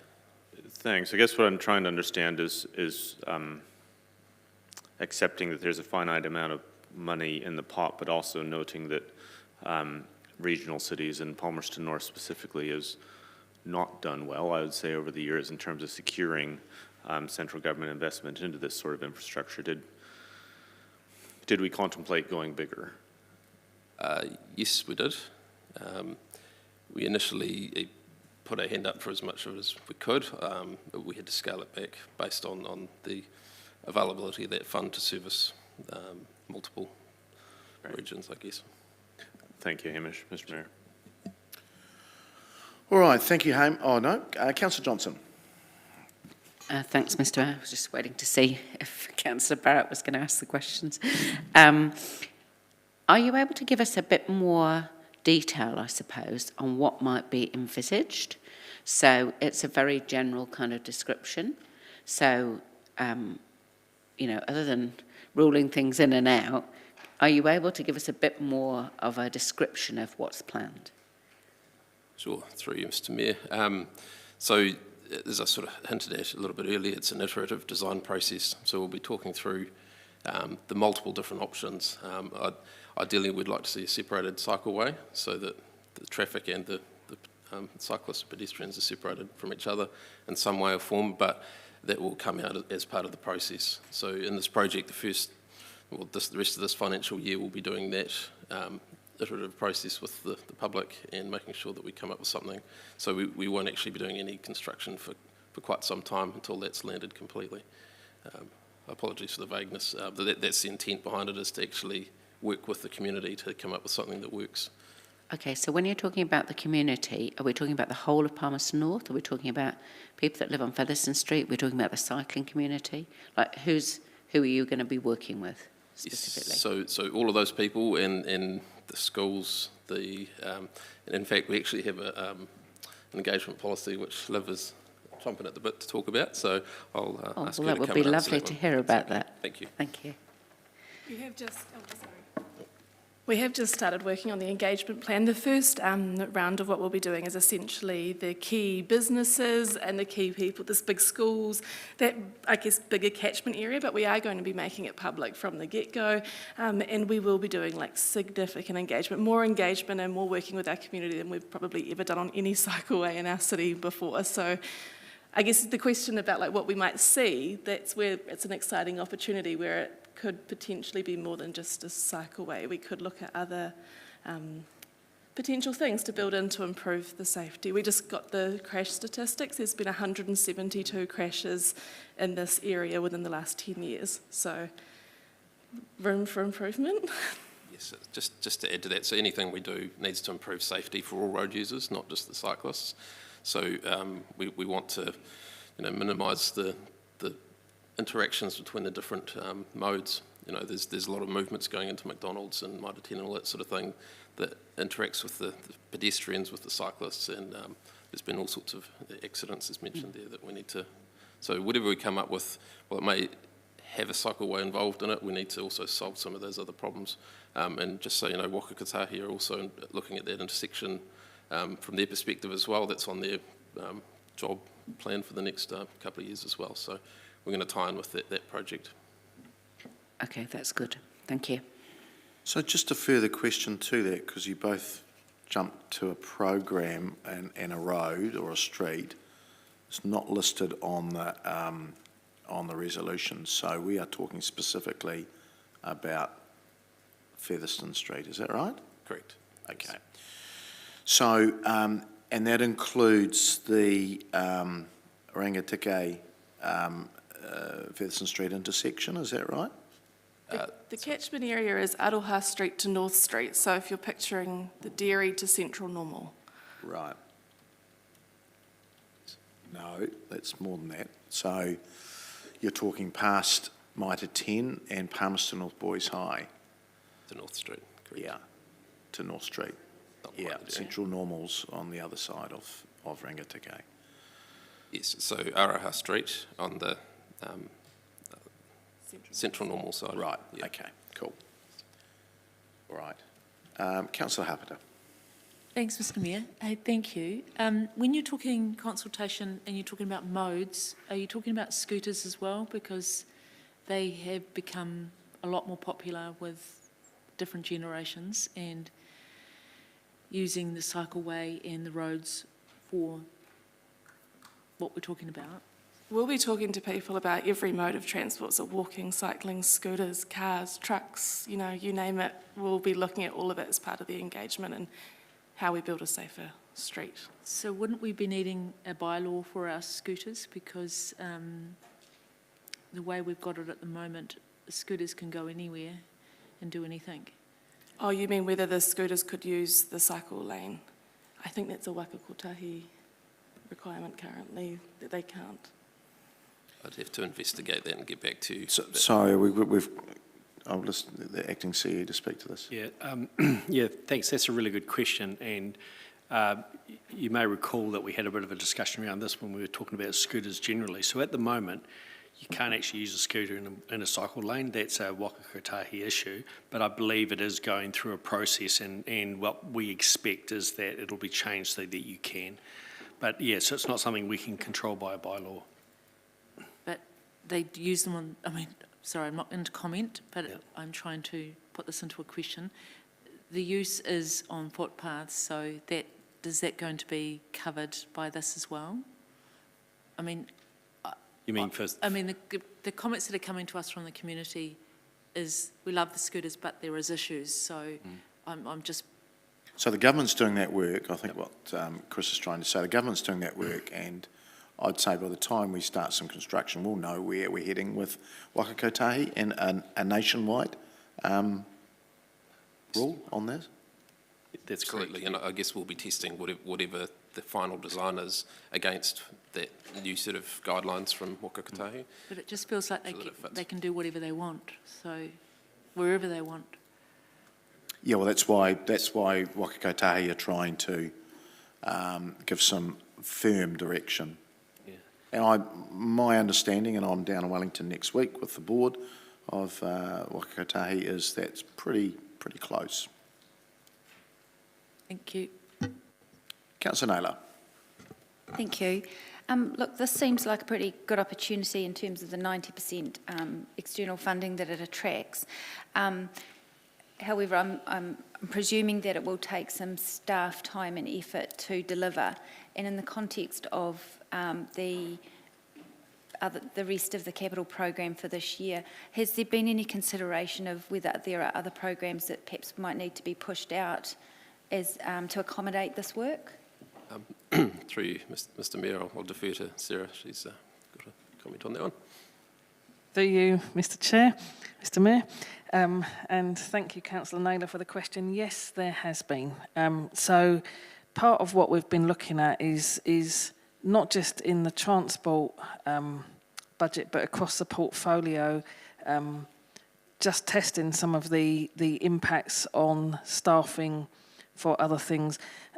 We'll come back to finance and audit with a confirmation of this, but we are looking at, in particular, moving some of the construction element out for the Fielding Shared Pathway, which is a different transport project, but with construction due this year, which we may well move out so that we can help focus on this as well.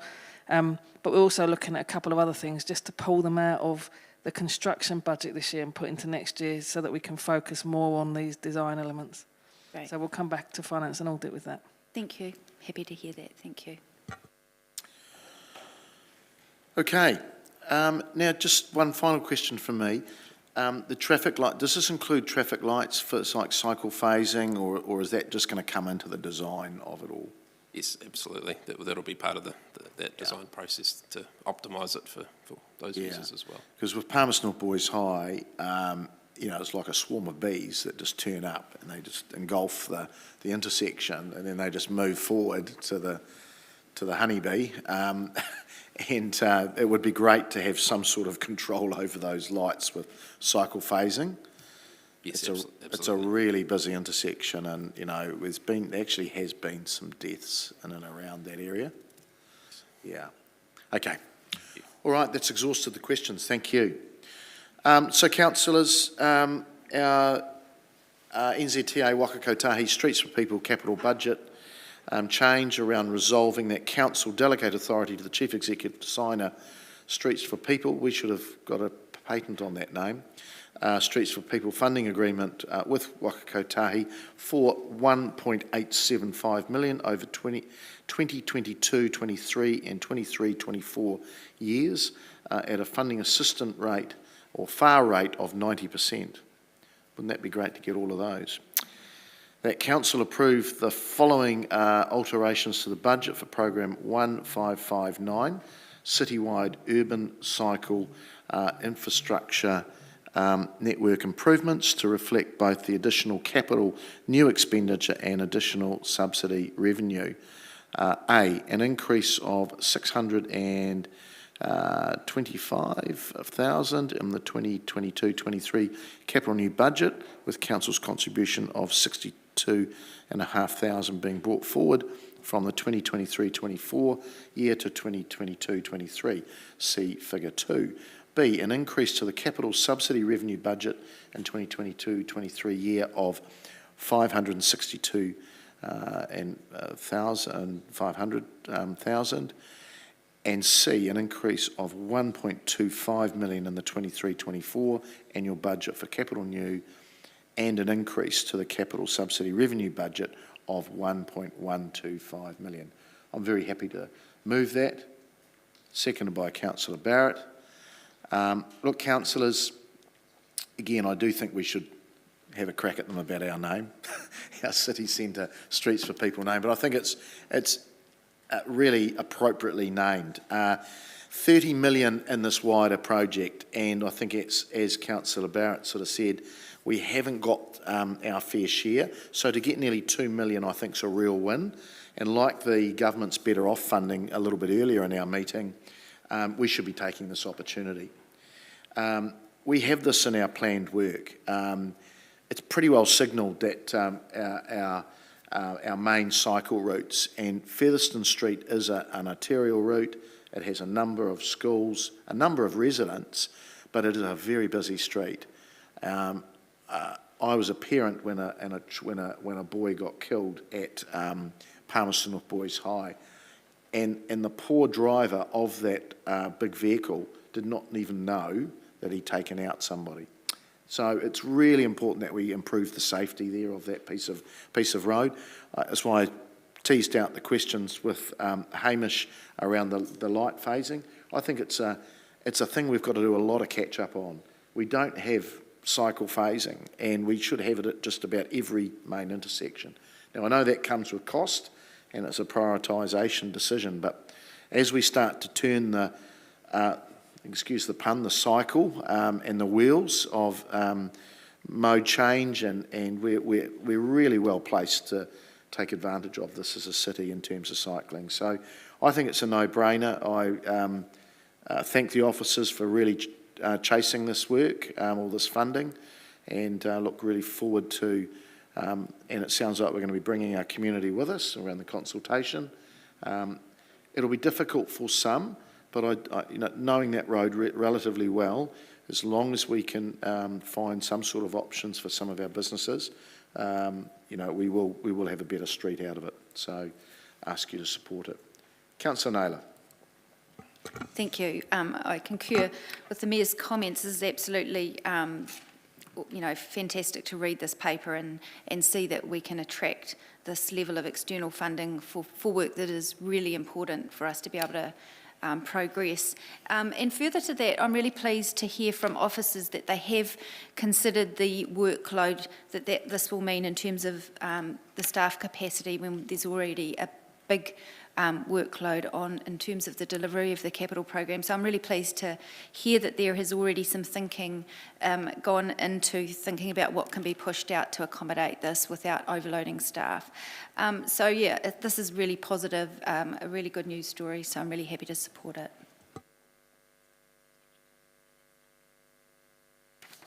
Councillor Barrett. Thank you, Mr. Mayor, colleagues.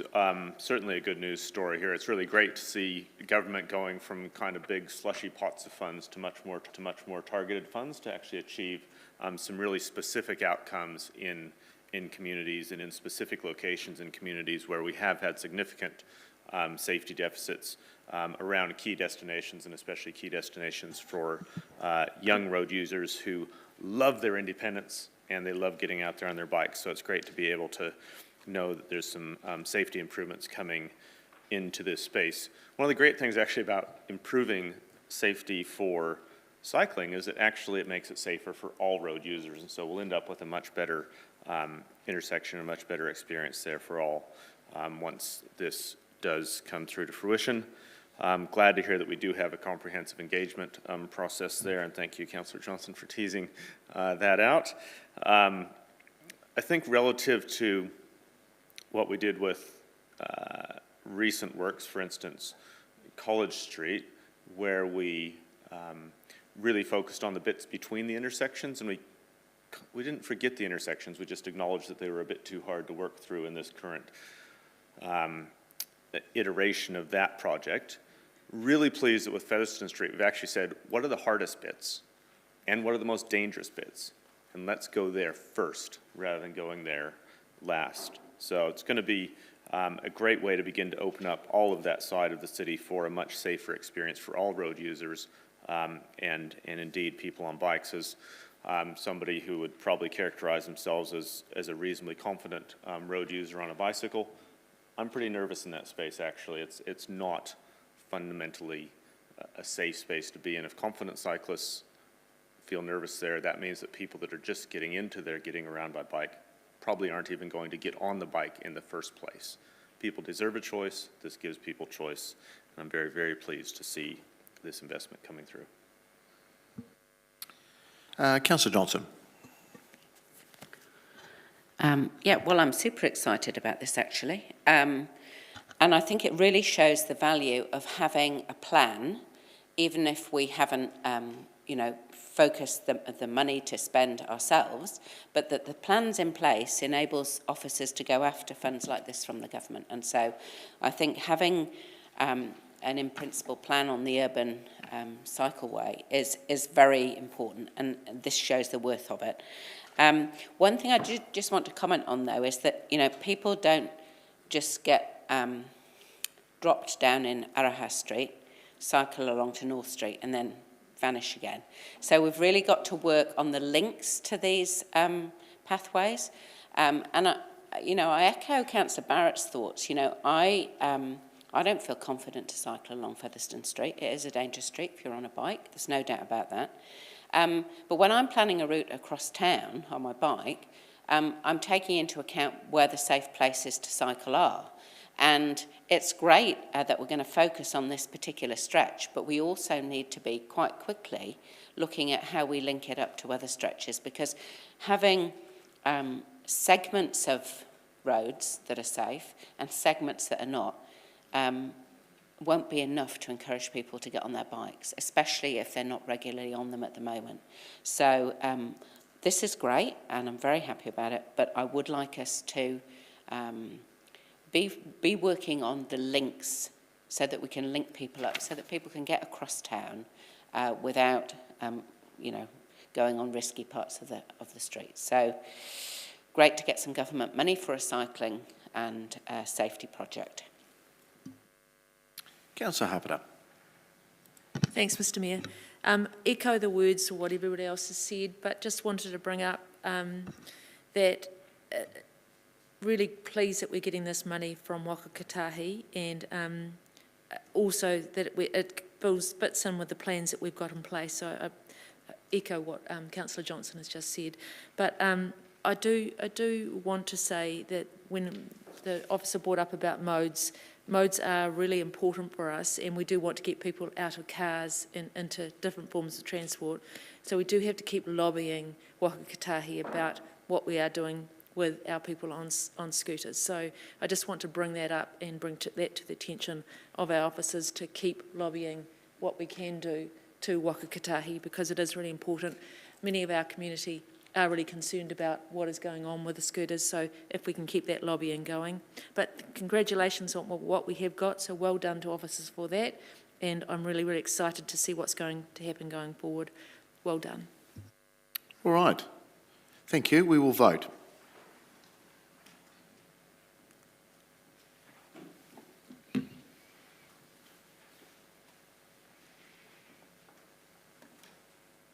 It's passed unanimously. Well done. 15 votes to none. Thank you.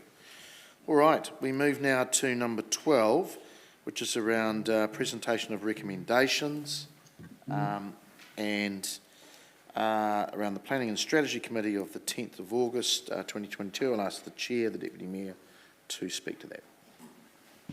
Thank you, Mr Mayor. I would like to present the Part 1 Public Planning and Strategy Committee recommendations from the 10th of August 2022 meeting for adoption. And seconder, thank you, Councillor Hancock. Are there any matters arising? Councillor Barrett.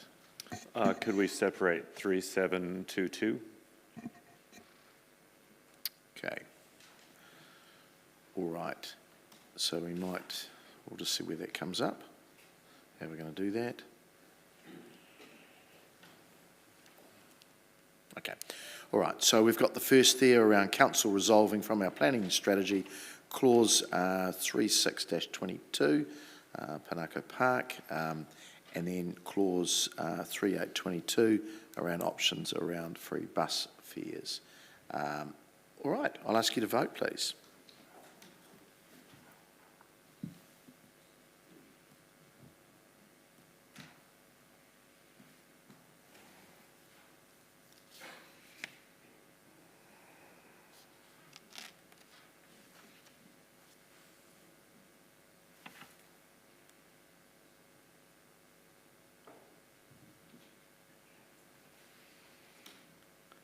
That has passed 14 votes for and none against. Thank you. We'll now go back to the final clause, which is clause 3722 around our Palmerston North Integrated Transport Initiative. All right, we'll vote on that one, please. It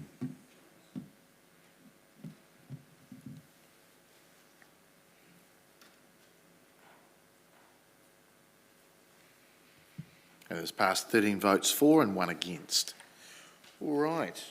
We will move now to number 13, which is our recommendation around the Finance and Audit Committee of the 24th of August 2022. I'll ask the Chair of that committee, Councillor Beattie, to speak to it, please. Thank you, Mr Mayor, and I'd like to move that the Part 1 Public Finance and Audit Committee's recommendation from the 24th of August 2022 be adopted. And have a seconder, and the Deputy Chair, Councillor Naylor, thank you. So, councillors, we have their recommendations from that committee meeting of Finance and Audit around clause 5222 around airport director remuneration, clause 5322 around the quarterly performance and financial report of council, and then clause 5422 around the rating system review and update. So we will ask, no comments, matters arising, we'll ask you to vote, please.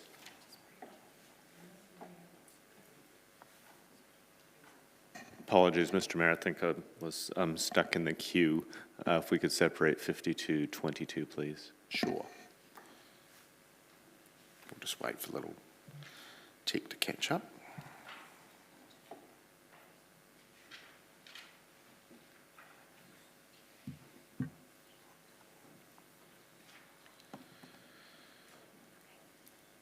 Okay, so we now just got clause 5322 and 5422. If you could vote on those, please.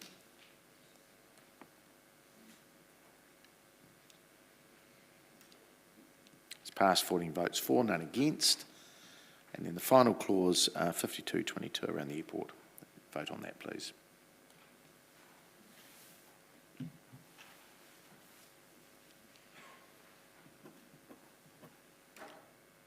And that has passed 12 votes for and 2 against. All right, we will now move to part 2, and excluding the public for the reasons on the screen. I will look to move those, seconded by the Deputy Mayor. No comments. I will ask you to vote, please.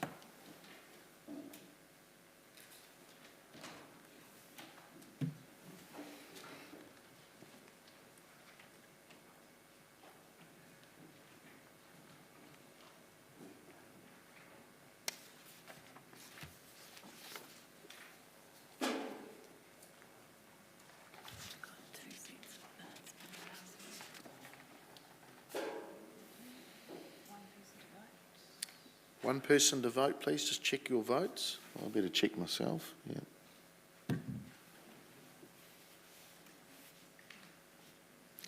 I won't out them. I know who it is. He's just walking out the door. We're just